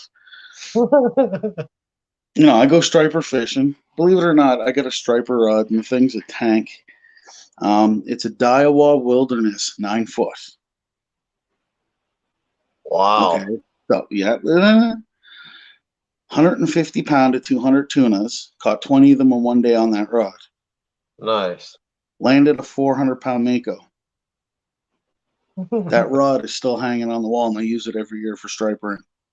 It's still like brand new. Jeez. And I'm like, not bad for like a $40 rod. If it breaks, it breaks. It's $40. Yeah. Yeah. Like I got a Pen Mag 4, and I'm scared to death to use that half the time. It's a $600 rod. And I'm like, my fucking Daiwa holds up better than that does. And I'm like, Yeah. yeah. So, Yeah, Stan said the Penn Squaw is a great reel. That's what I heard. pens are so heavy though. You get so fatigued. Baitcasters, you guys in the Baitcasters. I've always used, man, like this Penn 60. That's small for me from the shore or Yeah. from the Well, bank. Ray, I used to 1,200-pound throw swordfish, not a 1,200-pound tuna. I used to I throw wish I had a 1,200-pound tuna. I'd be a billionaire. yeah, especially if that's good quality meat on that fish.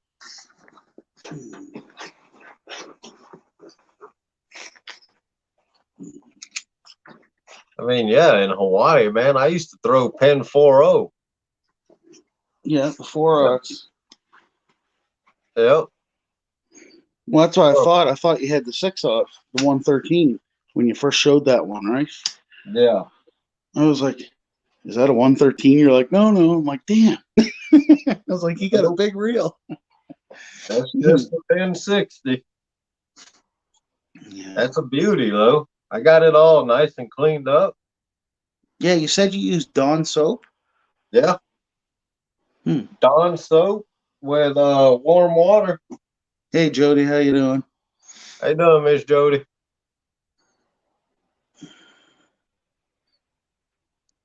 But yeah, I mean, in Hawaii, man, there's once or twice we got lucky and we would go. A friend of mine, his uncle would go to the opposite side of the island, right from shore. He would go spearfishing for yellowfin. Yeah, nice. Right, he would be walking right on the edge of the reef, like they did back in the day. Old Wow. school. He would go with an old school spear and just a dang torch, and he would go torch fishing. My God. And I wish he like landed fishing like a was four. still like that. Like that's just amazing. Yeah, he did a one night. He speared a 400-pound yellowfin, Nice. but Yeah. the flame never spooked the fish. That's just natural light. The fish Yeah, never. I guess. It, Although on that he wouldn't be almost right on the water with the light too, right? yeah, Yeah. he So was walking at the edge of the reef. He was like maybe 10 feet above the water. So wow. Hmm. Yeah. The old school ways, man. yeah, That whole aspect of fishing is like dead. It's yeah, a shame, it is a shame because that's what paved the way for us to be here to do what we're doing now. yeah, You know what I mean? Like, and most people wouldn't pay homage to that because they don't know how it all started. And yep. yeah, Hey, pork chop, thanks for coming in, buddy. That's why this year, yeah, I got my pan fishing reels for my rods for pan fishing and stuff. I'm gonna go yeah, old school. I'm gonna break out my old uh I got some cane poles that are probably about from the 70s. I'm gonna break those out, go pan fishing. hmm. Put some 6 pound tests on there and a bobber and a hook for the worm. See, now, if you were Old still in school. Hawaii or down in Texas, I would have sent you down a Harrington rod. I can't find any more of them. I got 3. Can't find any more. Yeah. To get an authentic Harrington rod, you more than likely to get struck by lightning. Yeah, Yeah. they're rare.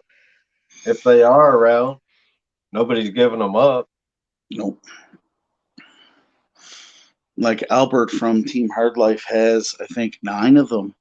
And then I'm like, dude, I'll buy all 9 from you. Just give me a price and I'll PayPal you, right? And he's like, no. You know how long it took me to get these rods? Over 20 years. And I'm like, I know, I'm still trying to collect them.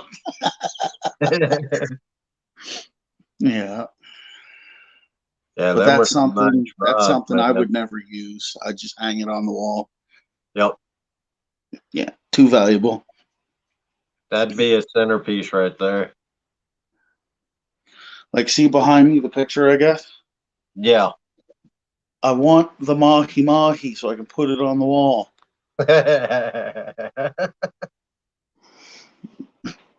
Yeah, you got to hit them chargers, man, up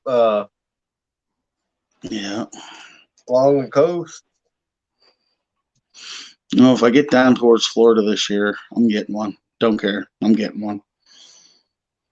Yeah, Just to say I got one. I'll get a picture of it and then I'll go and get something taxidermied and put it on the wall. light tackle, man. That's fun. Yeah. They get about what, 30 pounds? Yeah, They're a real thin fish. They're tall fish, tall and thin and long. yeah. Yeah. And their coloring, man, is just The immaculate. greens and the yellows. Yeah, I know. And they got the blues. Yeah. Yeah, the mahi mahi. Yeah, they're pretty sweet. Yeah, I had mako jaws, sand shark jaws, dogfish mouth was kind of like sandpaper teeth. Mm-hmm. Um, and I sold them on eBay, and then we caught a mako. I think they're on the boat. I still got jaws from a big mako on the boat, so I might actually hang them up there. But the wife's like, "Why would you want to hang that up there? It's too tacky looking." It's a shark mouth, man. I know. It's a shark. She loves fishing, but she thinks that shit's too tacky. So I don't know. Yeah.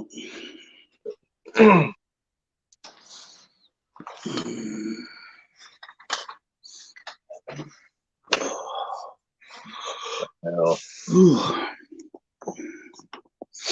Eventually, like I said, I'm gonna get down to the coast again. Yeah. Some I'm gonna saltwater try to make my fishing, way man. down Corpus Christi. It'd be nice. Yeah, Just waiting for all the mandates and all that bullshit to be done with. yeah. Yeah. I am unvaxxed, and I'm gonna keep it that way. Same here. Yeah, I am freedom of choice. I don't want that shit in my body. You develop that in 6 months, it's no good for me. Mm-hmm. It's like you boys can't even figure out the flu one. How you gonna stick something? No. No. Yeah. Yeah. But there's supposed to be ended mandates here for provincial, I think, on the 17th of March. So when they're done, then no more passport bullshit vaccine for me. I can just hop on a plane and go down, right? So, Yeah. yeah. And I know that's what a lot of people, man, are complaining about. My buddy wants to come down from Canada to here. He's like, I gotta wait. Yeah.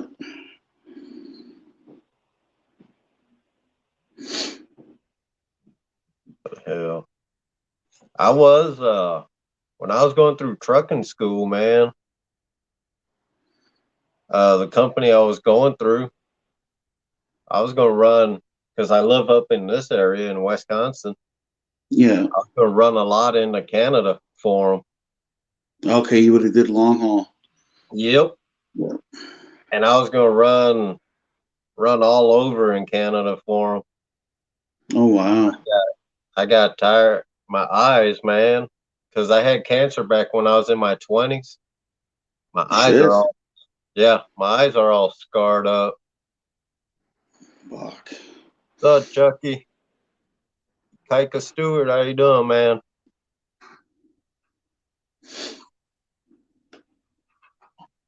So, yeah, I got scarring on the front of my eyes. So I gave that up. But nope. Hard to see at night. Yeah. Yeah, Yeah. it was real hard. And driving that, I could drive that truck no problem. It's just, I was like, you know what? I'm not worried about my safety.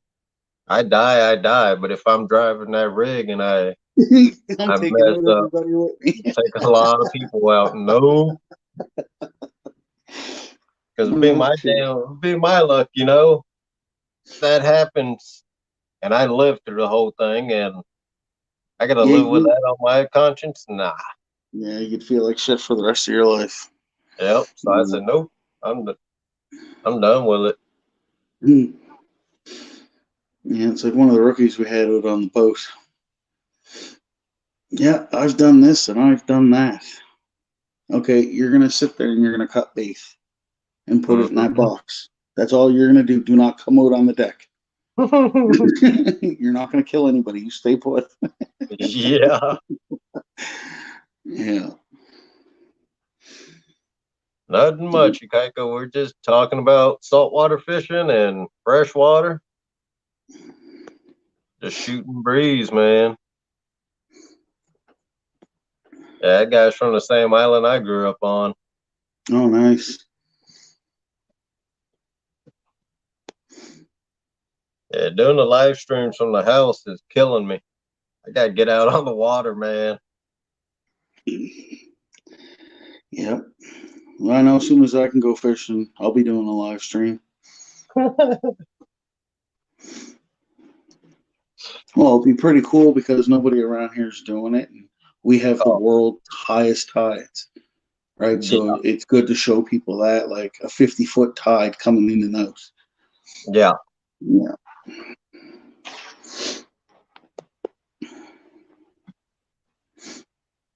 Damn, that's crazy. Yeah. That's And another people, thing I ain't got to worry about is high tide, low tide. yeah, that's true. And everybody yapping about, oh, the river runs fast. And I'm thinking, river runs fast. What about a 50-foot tide coming in within 30 minutes? We have what's called the tidal bore, and people go out in their boats and, go cooking around on 30-foot waves, going Yeah. like 30 miles an hour on these waves, right? So we get away Hmm. with 8 ounces, but we got rocky bottoms here too, right? Yeah. Yeah.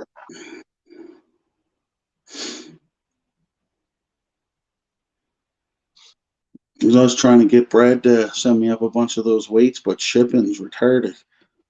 Yep. Because those weights where we fish for stripers would be the best thing. Those dragon weights. Hmm. Yeah. Yeah. These here. Yeah.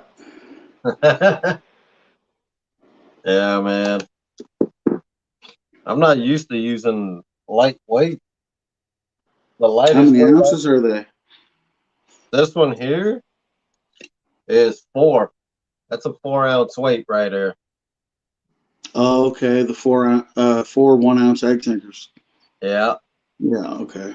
And the way it sits in the water, I filled my bathroom sink up and sat a couple of them in there just to see how it sits.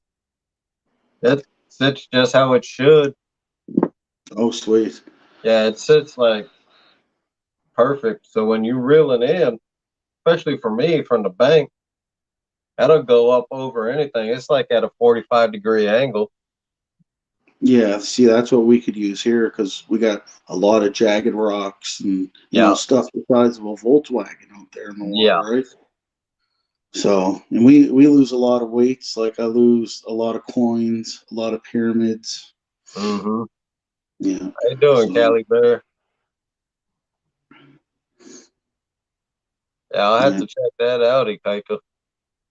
yeah. No, I got him to quote me for sending up. I think it was, I forget how many pounds it was, but the shipping was almost double than what my order was, and I'm just like, holy shit, right? It'd Yeah. be better off making your own. Well, this is the thing. Like, we have all the lead mountain pots and everything, but I got to go buy egg sinker molds. Yeah. And then I got to go buy all of the, braided cable sleeving and then get the plastic dip to dip the ends in. And, Mm-hmm. dude, there's only 24 hours in a day. And some days I'm spending 14 hours making rigs. I ain't got no time to make up no sinkers. I got to Yeah. go down to the boat yard, go fire up the lead pot. No, I'll do that while at work. But, yeah. Oh, nice, Cali Bear. Putting that Uncle Lou rod to work. Yeah, I got 3 of them.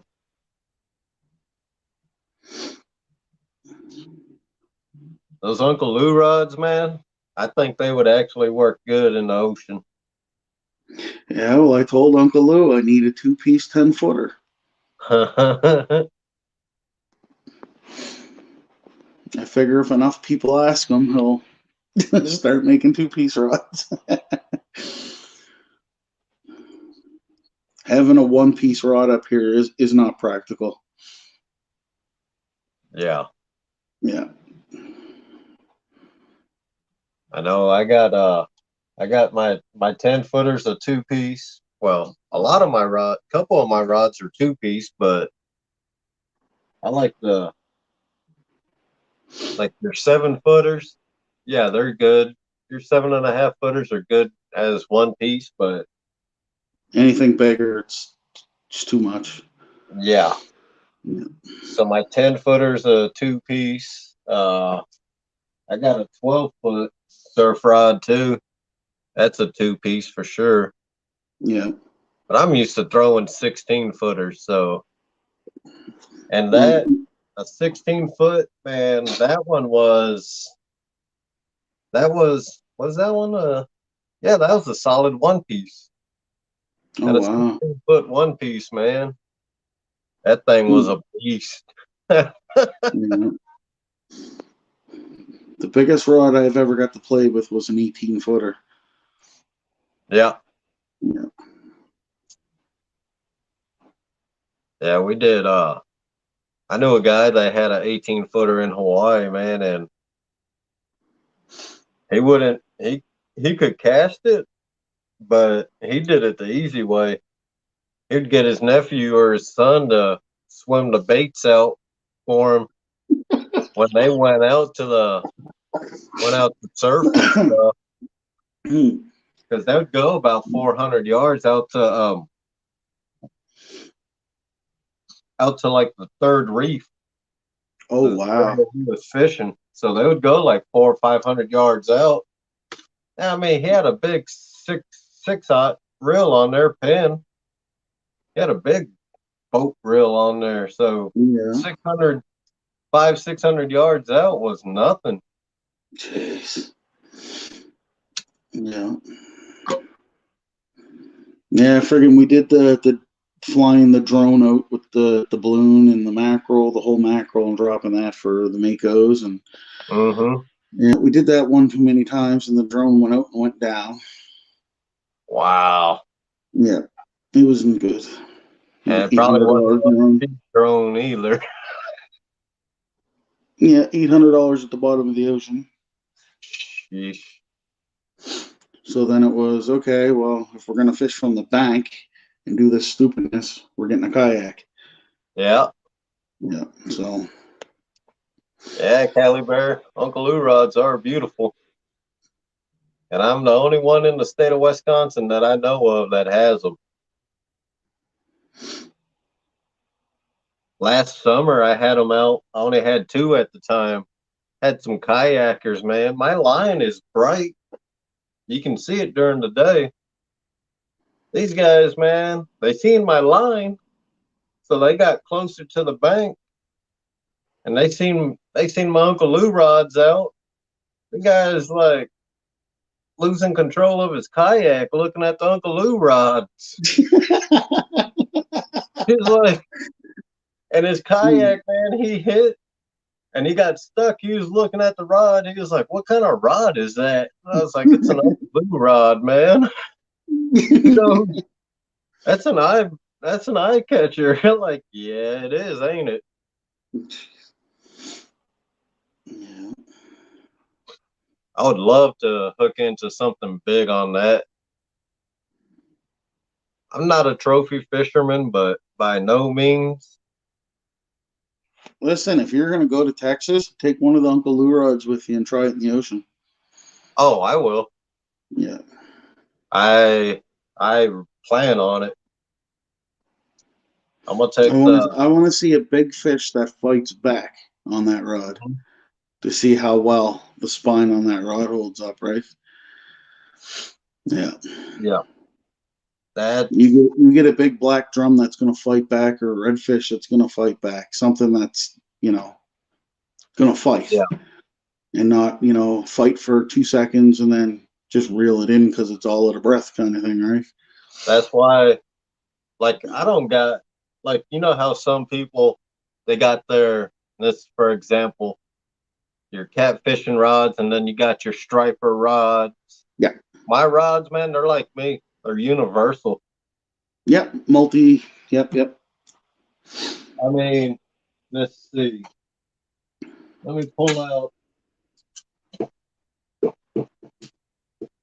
Well, Like I said again, or Lance, there I got that Daiwa rod, and that's just a glorified mackerel rod, and that pulled in tuna multiple times and a shark, yep.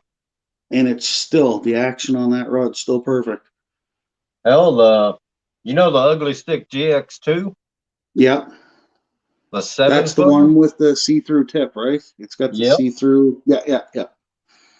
I pulled my biggest king salmon in on that 30 and a half pounder on 17 Nice, pound test. nice. So I actually think I got one of those rods for mackerel. I got I got the fish up here to test the Uncle Lou rod out. You hook into a 3, 4 year old king salmon, man. It's gonna fight back. Yeah. Oh yeah. That's why last year I was not happy. The salmon run sucked. Oh, really? Yeah, we didn't get nothing, man. Me and my buddy, we used the first year we went salmon fishing. I met my buddy salmon fishing actually. So last year, well, this past year, we went. The salmon run just sucked. Hmm. We didn't get no kings this year. Wow. Do you guys have a Usually, hatchery or anything on any one of the rivers up there? nope. What they do, No. they plant them. They'll bring them in probably about May, and they'll put them in big nets. They got these big The round nets. Yeah, I know what you're talking about. round nets, and they'll leave them Yeah. in the marina, and they're just fingerlings when they release them. Oh, So, okay. but they leave them in there the whole for like 3 months or so, and then they release them. They go Hmm. out to Lake Michigan, and then 3, 4 years later, they come back up for the salmon run, and that's Hmm. when you can hook into some big salmon from the shore here. So, where you were fishing the other week, is that the Sheboygan River? Yeah, that's the Sheboygan River. I was about 400 yards from the mouth of the river. Okay. that goes right out to Lake Michigan. All right. So now, is there catfish in that river? Like, Yeah, what do you all have up there for species of fish? You got we got flatheads, the burbot. we got flatheads, but then they're not in the flatheads aren't in Sheboygan River. Oh, We got burbot, we got perch, uh, steelhead, yeah. and coho, and a king salmon. What's a coho? It's a salmon. Huh. Okay. It's just smaller than it's small, way smaller than the king. Hmm. All right. But yeah, the king salmon, man, they give that's them and the steelhead give the best fight. Yeah. So I know if I hook in when salmon run comes around again, like the end of August, beginning of September, hopefully get lucky, hook into one with the Uncle Lou rod, Yeah, that'd be sweet. and get that on a live. That'll be awesome. You'd be watching that rod do some bending. That'd be awesome. Yep. Yeah. Oh yeah. And then trying to man, because they love jumping, man. They'll breach water like the one that 30 and a half pounder I caught. It was about he broke water he breached water like 3 times. And each Wow. time he was about 6 feet out of the water. How long was he? He was 40, Oh, I that's a think good 40 size. inches. Yeah, that's a good size. And salmon are pretty fat. Like they're Yeah, beefy, right? Yeah. yeah. Yeah. And he gave a good fight. Took me half an hour just to bring him in on the 7 foot GX2, Hmm. 17-pound test, Berkeley big game. Okay. And then like 2 seconds after that, I finally got him and I got back over to my rods. I threw him on the grass. Something told me to look over at my rod because I had two more in the water. Damn rod went down again. So I ran over. Man, I was wore out already. So I couldn't, I hooked into that fish. I don't know how big it was, but I hooked into him. I didn't set the hook good enough. Oh, And frick. he got off. I was like, damn. Yeah. Because if you get lucky during the salmon run, you'll still get them. If you hit them at the right time early enough, they'll still be silver. If not, Hmm. they usually turn that olive color. Okay. And uh, two of them that I caught 2 years ago, they were white. When I filleted them, they were Yeah. white. They had white meat. And I did research on that. I was like, man, it's Shouldn't it either, be pink? Like a really dark pink? there's the thing. The white Because I meat is called an ivory. ivory Yeah, they consider that an ivory meat, ivory color. on a salmon. Yeah, it's just the diet that they eat. Wow. And I research because man, every fish I go for, we research. Me and my buddy are constantly researching fish. Every fish we go for, we do our research. If I Yeah. don't find something, he's finding something that I didn't see. But I researched and found, I was like, okay, white meat salmon. And it came up ivory. In the restaurant industry, that is more valuable and more expensive than your regular pink color salmon Wow. because it's rare. Hmm. And that Like, 30-pounder, he was he was no, he was the pink color. My 29-pounder was white. holy shit. Yeah, it had that white meat. I wonder what their diet would be. Like, what would they be eating out of the lake? We got goby, like the round gobies. We Yeah. got alewife, perch, and that'd be all I could think of. Hmm. And the funny thing is, now your burbot, they're like a damn catfish. They'll eat My anything. buddy found pictures of a burbot with steelhead in its mouth. Wow. And they actually got the whole steelhead out of this burbot's mouth. It's commercial fishermen.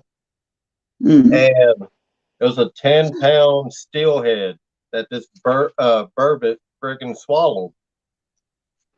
Holy shit. And burbot really don't get that big, though, do they? They can get up to about 30 pounds, I heard. Wow. Yeah. I Holy think shit. I really didn't think. I might have thought they would have got up to like 15, maybe 20 at like the large end. yeah, supposedly they can get up to 30 Huh. pounds, is what I heard. Because there's a nuclear power plant here. And one of our FedEx drivers that comes to our warehouse, he made a he had to go and pick up at that nuclear plant, and Yeah. this guy told him he showed him a burbot, man, that had to get sent off to a lab just to get them tested, Mm. make sure it ain't got no radiation or whatever. 30-pound burbot in the box. Man, that's nuts. And I'm like, Wow. man, we got to figure out how far we can actually where the dang boundary is, because you can't get too close to the power plant, a nuclear power plant at that. We're like, we got Where's to that figure. located at? It's like 2 hours north of us. Huh. And how far up does the Sheboygan River go? The Sheboygan River runs well. It's a big river, but this is in Lake Michigan. Oh, okay. Got you. Yeah, it's 2 hours north of us and in Lake Michigan. Hey, Deadpool, JBT. So we're trying to figure out where the boundaries are where we can fish close to that power plant without getting in trouble. Hmm. Because we want to try and hit up some nice burbot next year. What's up, Dan?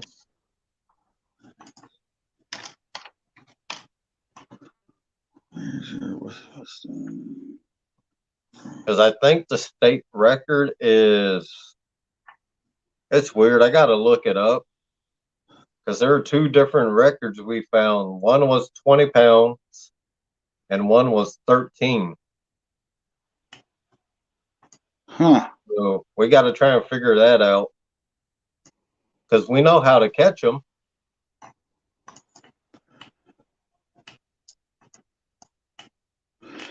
Have you been up towards Green Bay? Yeah, I'm only an hour south of Green Bay. Huh. Okay, that's not that bad then. No, and there's some good catfishing in that in Green Bay area. Because I'm just looking here on Google Maps. They got I don't know how the hell I'm going to pronounce that. It's Oconto Falls Dam. Uh-huh. Okay. The Oconto River, if I'm saying that right. That river looks like it would be good for catfish.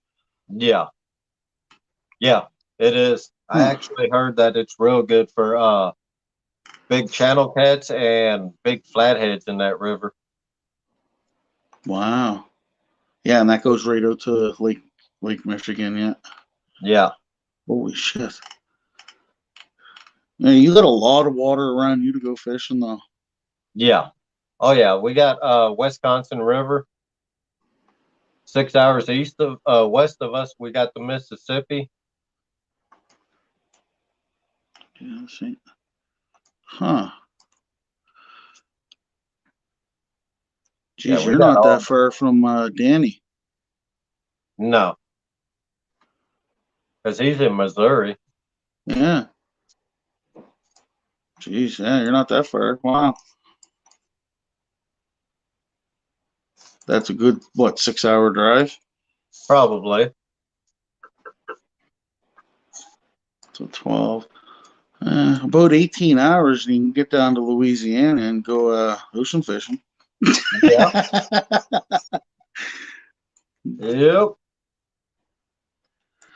I like it. The farthest over I've been was Pensacola. Okay. Yeah. So Pensacola, and then would go Florida, Louisiana, then Texas. Okay. Yeah. Yeah. So yeah, Pensacola would be the farthest over. I went that way to Florida, but on the other side, on the eastern side, it would be like Jacksonville and come down to the Bahamas and then up through Bermuda and then back to Nova Scotia. Yeah. Oh, nice, JBT. Hey, Mike.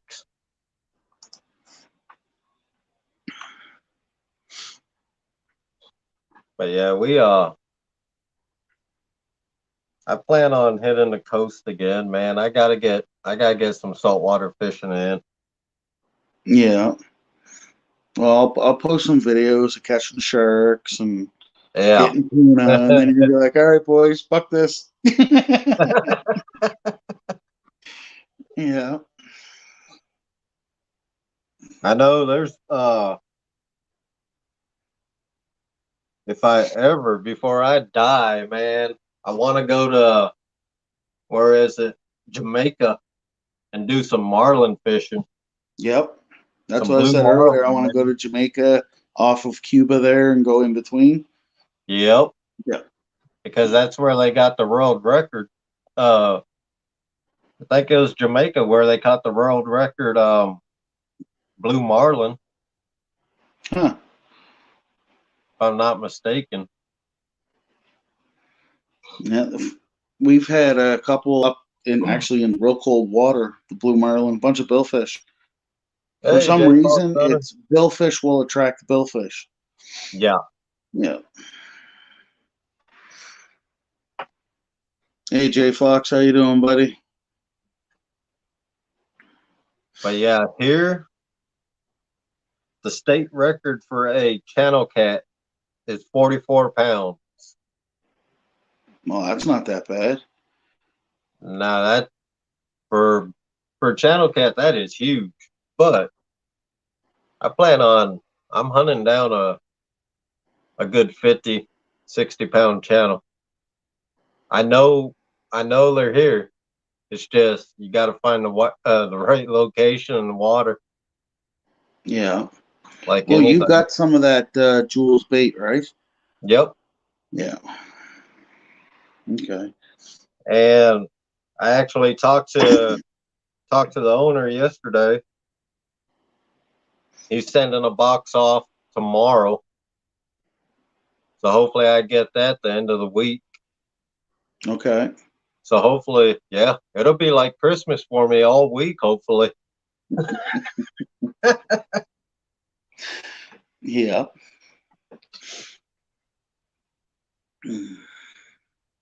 that'd be awesome though. Especially catch one on a Uncle Lou rod using your damn your rigs, and that'd be awesome. Land a state record, man. Yeah, that would be sweet. And do it on video. Yep, Yeah. because me and my buddy talk, man. That we're We're hunting big fish this year. Well, you got the gear. Yep. You are completely set up. The only Oh yeah. thing that you don't have as of yet is the bait. You Yeah. might even have some. I don't know, but Oh, I'm using the Asian store here in town, man. They sell macro. get They, some mackerel. It yep. is so Sell, greasy and oily, and yeah, they sell frozen macro. I'm buying macro, man, yep. because I even use macro down on the fishing the coast, and it never failed me. So And it's like that's what we no mud. use: cut mackerel, squid. Yep. A good one that you guys should actually try for catfishing is clam bellies. Really. Try clam bellies. That makes sense, man, because some parts of the country here, they do eat freshwater clam.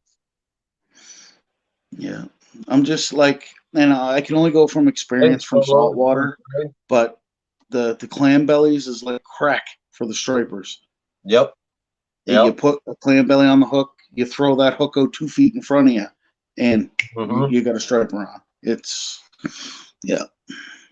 So But for you use squid for bait. yeah, we usually catch them fresh here out of the harbor. Right. So the ones that we get are roughly like between 15 to 20 inch. Now, do you So cut we're them? You cut them no, into chunks and stuff, or you use them no, whole? they go on full and go out. Yep.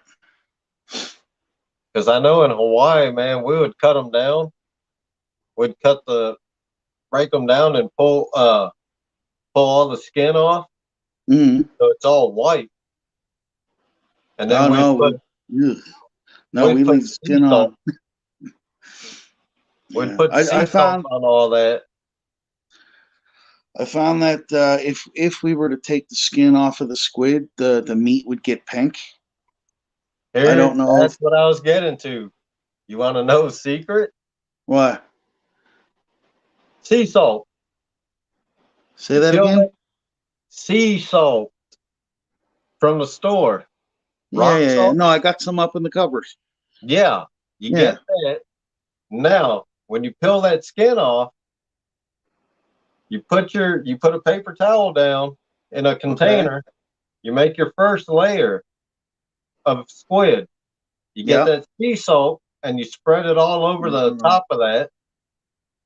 And then you put you just fill the container up, you just layer it up. That sea Yeah. salt keeps the white, keeps uh It the preserves squid, the squid. it It keeps the squid closes the from pores turning on the pink. squid. Yeah, yeah. It Huh. keeps it Never from would have turning thought of that. pink. I learned that when I was a kid. And my Huh. uncle would show me. We'd go down to the water after we cleaned it. Yeah. He'd put he'd put one with none of the sea salt on there. He'd put that in the water, and he'd put a piece with that had the salt on it already, Yeah. and the one with the salt on it never turned pink. But Jeez. but Yeah. the one without would turn pink, and it was a It's neon pink. interesting. So that sea salt, man, it keeps it from turning pink. Yeah, that's why we left the skin on, because if we didn't, it just turned pink, and we'd reel it in after 10 minutes of it being out, not getting a bite, rip it Yep. off, and yeah. Huh. So if you want to take skin off, use some sea salt. Now, how much? Just spread it all over just cover them up. Okay. Not a whole bunch, but it's just got to cover it up enough where it's everything is covered, and Okay. then just sprinkle it on there, and it keeps it from turning that neon pink color into salt water. Gotcha. Something Yeah. in the salt neutralizes it to where it won't change color. Huh. There, you learned something new tonight. I did. Yeah. No, you did too. Try the clam bellies. Yep. Yeah. So we'll use like the mackerel, squid, clam bellies, and jumbo shrimp Yeah. raw, and we just feed the shrimp right up around the hook. Yep. Yeah. We do that too for catfishing. Okay. Now, like I see a lot of you guys doing chunks, like chunk bait. Like, do you guys ever do whole fish or take the fish and split it down the center so you have two flaps in the head? Yep. Yeah. Okay. They call that a flapper bait. Flapper bait. Yep. Yep. Okay. So you guys have done that before for the cats. Yeah. Okay. I'm just trying to think here, all the tricks and stuff that we do for saltwater, like if Hmm. that could be incorporated in for the catfish. Yeah. And that's why I brought that's why I use that slide rig. Because yeah, I'll slide bait down that where it's real rocky and stuff. If I lose my sinker, I lose my sinker, but I ain't losing a hook. so a slide rig to me, now I have no idea how they work, but to me, how I think a slide rig would work would be you have your main line, right? With a Yep. weight attached to your main line. Okay. You cast Yep. that weight out as far as you can send it, cast it out. So you have your main line. Then what I would do, again, this is just how I would do it. I don't know how you do it, but I would grab one of the deep sea long lining clips and I would clip that on the main line. And Yep. off of that, I would run about a 10-foot leader with a hook and then my bait. Let me see. I got them Now, right here. how far off did I fuck that one up? Nope. Not bad at all. Okay. So the Hawaiian slide rig.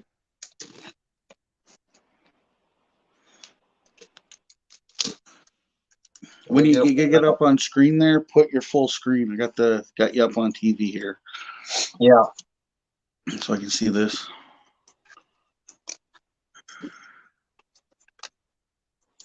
Let me get my other part of it out. All right. Put myself on solo layout. All right. The first thing you got that you tie on is this right here. It's just a stop ring, what they call a stop ring, with a barrel swivel. So you tie Yeah, your main line onto to this that end of ring. the barrel swivel. Okay. Now on this end of the D ring, on the circle ring, you tie your sinker line, however long you want it. I usually do about 3 foot, and then that you cast out. Okay. Now this is what they call the pigtail. That's a pigtail. This part I've never here, seen one of those before. Hold that up again.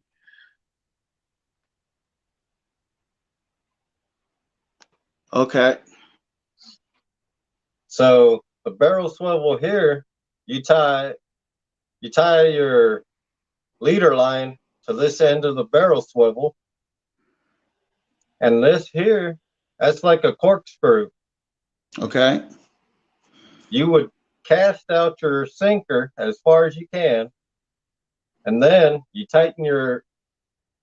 put your rod in your rod holder, and Yeah. this part here, you just twist onto your line. You got your hook hanging, and then you just slide it down. Gotcha. Then you If don't lose I'm, your uh, bait casting out. gotcha. So if the weight snaps, the ring stops. It stops your leader or hook Yep, line and fish coming off. yep. Got you. Because this right here can go all the way down to that uh, swivel. Okay. It can go over that barrel swivel. So if that sinker line snaps, all you got is this right here. And that all comes up as one. Okay, yeah. And I've seen huge fish caught on that rig. What size ring is that? This is a 3/0. It's good up for 300 pounds. But I've seen fish I've seen where it's a strong ring. Perfect. And you can get that at I order that stuff from that bait shop in Hawaii where I got my bells from. Okay, the one that you sent me the link to. Yep, the highfishgear.com. Yeah. Hey, Frogster. But man, this right here, this rig is that's a good rig. Yeah, you can. That's multi-species too. Yeah. You do that with stripers. You do that with catfish. Probably do that with tuna, I suppose. You could put. Yeah, you can. 5-pound stick weight. Yeah. A buddy of mine, he'll go on his kayak and he'll go fishing for yellowfin in Hawaii. With that rig. Wow. He drops straight down using the slide rig. Huh. Hold on a sec here.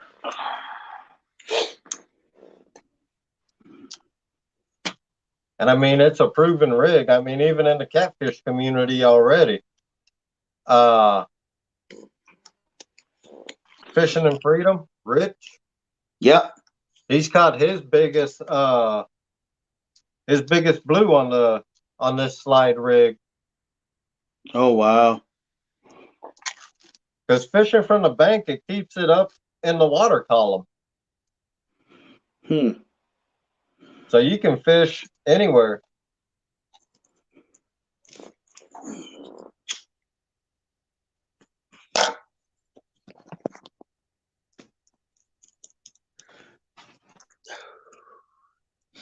Yeah, that's pretty cool. So yeah, the way that I was trying to explain how I thought it would work, I was missing the ring. So if the weight would have snapped, I would have lost everything. Yeah. Yeah.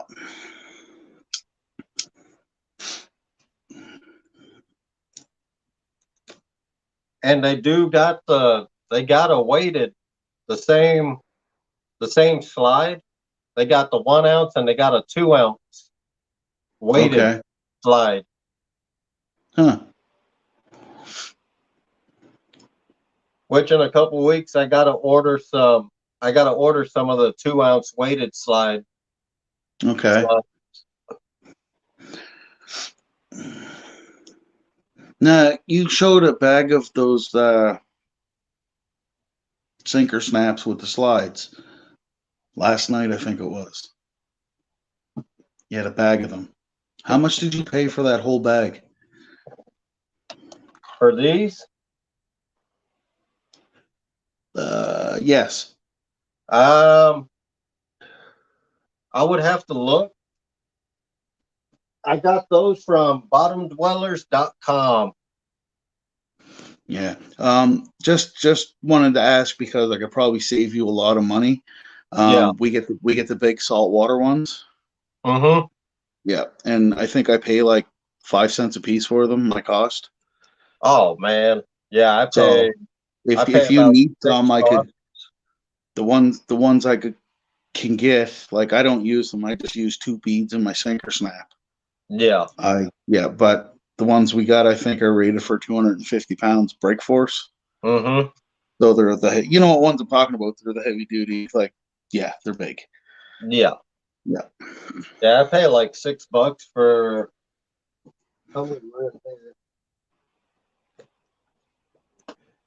I think there's 25 in here. Oh shit! I'd probably get you. If I went up there with $20, I could probably walk out with A few hundred? Yeah, it's a 25 pack that I pay $6 for. Okay. Well, what I'll do is the next box I send down, I'll just send a Ziploc bag full of them down for you. Okay. If you use them. I don't use them, and they're literally like 5 minutes up the road at the shop. So, Yeah. yeah. Yeah, for the boxes, probably, I don't know, every other month would work for me, if that would All work for right. you. Yeah, it doesn't matter to me. If you start snapping off your main line and losing rakes, then I'd have to send you more. But Yeah. yeah. But yeah, if you're gonna go to the ocean fishing, at least give me 2 to 3 weeks notice so I could whip you up some shark stuff and get that sent down to you before you go. Oh, yeah. Yeah. Because that'll probably, man, that ain't nowhere, probably the next year. Okay. Again, just give me a heads up, and Yep. yeah, either that or I'll just make them up and send them down for you, and then you'll have them. Yeah. Yep. The only shitty thing is, like, if I order hooks, I got to order from Japan, Yep. and Japan shipping is worse than China shipping. God. The weight. Yeah. I ordered from the supplier. I ordered a Stella 16,000 real top, just the housing to put my line on. Because I got a 14, and then I can just upgrade it to the 16 with the drop on. Mm-hmm. And it's been just, I ordered that before Christmas, and I still don't have it. Wow. Yeah. That's insane, man. Yeah. So it was like a month ago, Pat asked me to do up a shark rig for him. So I ordered a bunch of 20 knots. Mm-hmm. Yeah. So I get them. Yeah. I know, yeah, those 11-aughts, I'll be putting them to use. I Yeah. think they'll They're be they're good they're a for, hybrid. They are what they are. They're wicked for tuna. yeah. Yeah, they're razor sharp. Yeah, those I'll put live bait on those. Oh yeah, that'd be perfect. Yep. Yep. Because I'll be dropping, especially live bait. I'm gonna do maybe hand size or a little bigger. Perfect. Now, in those size hooks, they told me that I can go up to a 16, 15 or a 16 for Okay. the live baits. Yeah. Well, when you see the box, when you see the hooks tomorrow, they're so the Gamakatsu hooks, when they say they have 3X, they're Yeah. they're not really 3X. They're only about a 2. Mm-hmm. And these ones here are at least a size or a size and a half, like, thicker around. So, yeah.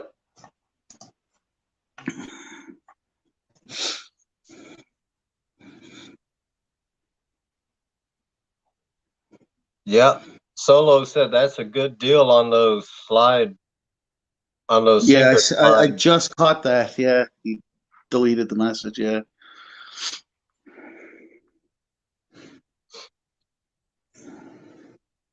Yeah, because we're paying $6, $7, man, depending where you get them from. Well, you guys are getting stuff for like catfish, so there's always gonna be a markup on it, right? Yeah. Like, I buy stuff that's at a commercial fishing shop that I have a wholesale account with. Okay. Yeah. So I get stuff for, cheap. Yeah. Yeah. And now I used to just walk right up or drive up and walk in and grab my hooks right off their shelf. They got boxes.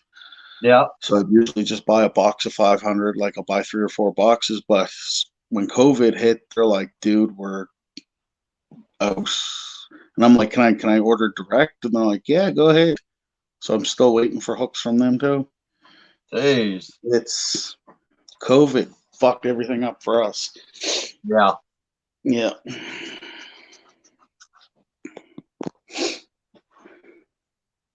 So yeah, by the time I get home tomorrow from work, I get home a little after 5 because I get off at 5 o'clock my time. Yeah. So I'll probably go live about 6 my time. All right. Yeah, just shoot me a text before you go live, just so I can Yeah. catch your facial expressions. Yep. Yeah. Mhm. Oh. Yeah. Well, it's almost 3 o'clock here. Shit, it is 3 o'clock. I got to work in the morning. Go down to the boatyard. Yeah, I gotta get to bed. I gotta get up for work myself. Yeah. I'll probably jump into Hog Legs live for a little bit and then head to bed. All right. Last Cool. night's live, man, that wore me out. 9.5 hours. How long? 9.5. Wow. Yeah. Started at 8 o'clock my time, ended at 5:30 my time. Yeah. But all right, man. Yeah. Thanks. And I'll see you tomorrow. All right. And yeah, just shoot me a text before you go live, and I'll jump on. Yep. All Will right, do. man. See you Thanks for tomorrow. having me. Yep. Thanks for coming up. All right, everybody. Thanks for coming in. I'm gonna go ahead and end this and jump over to Hog Legs for a little bit and head to bed. Gotta get up in the morning for work. And I will be live tomorrow about 6 o'clock Central Time. Everybody have a good night.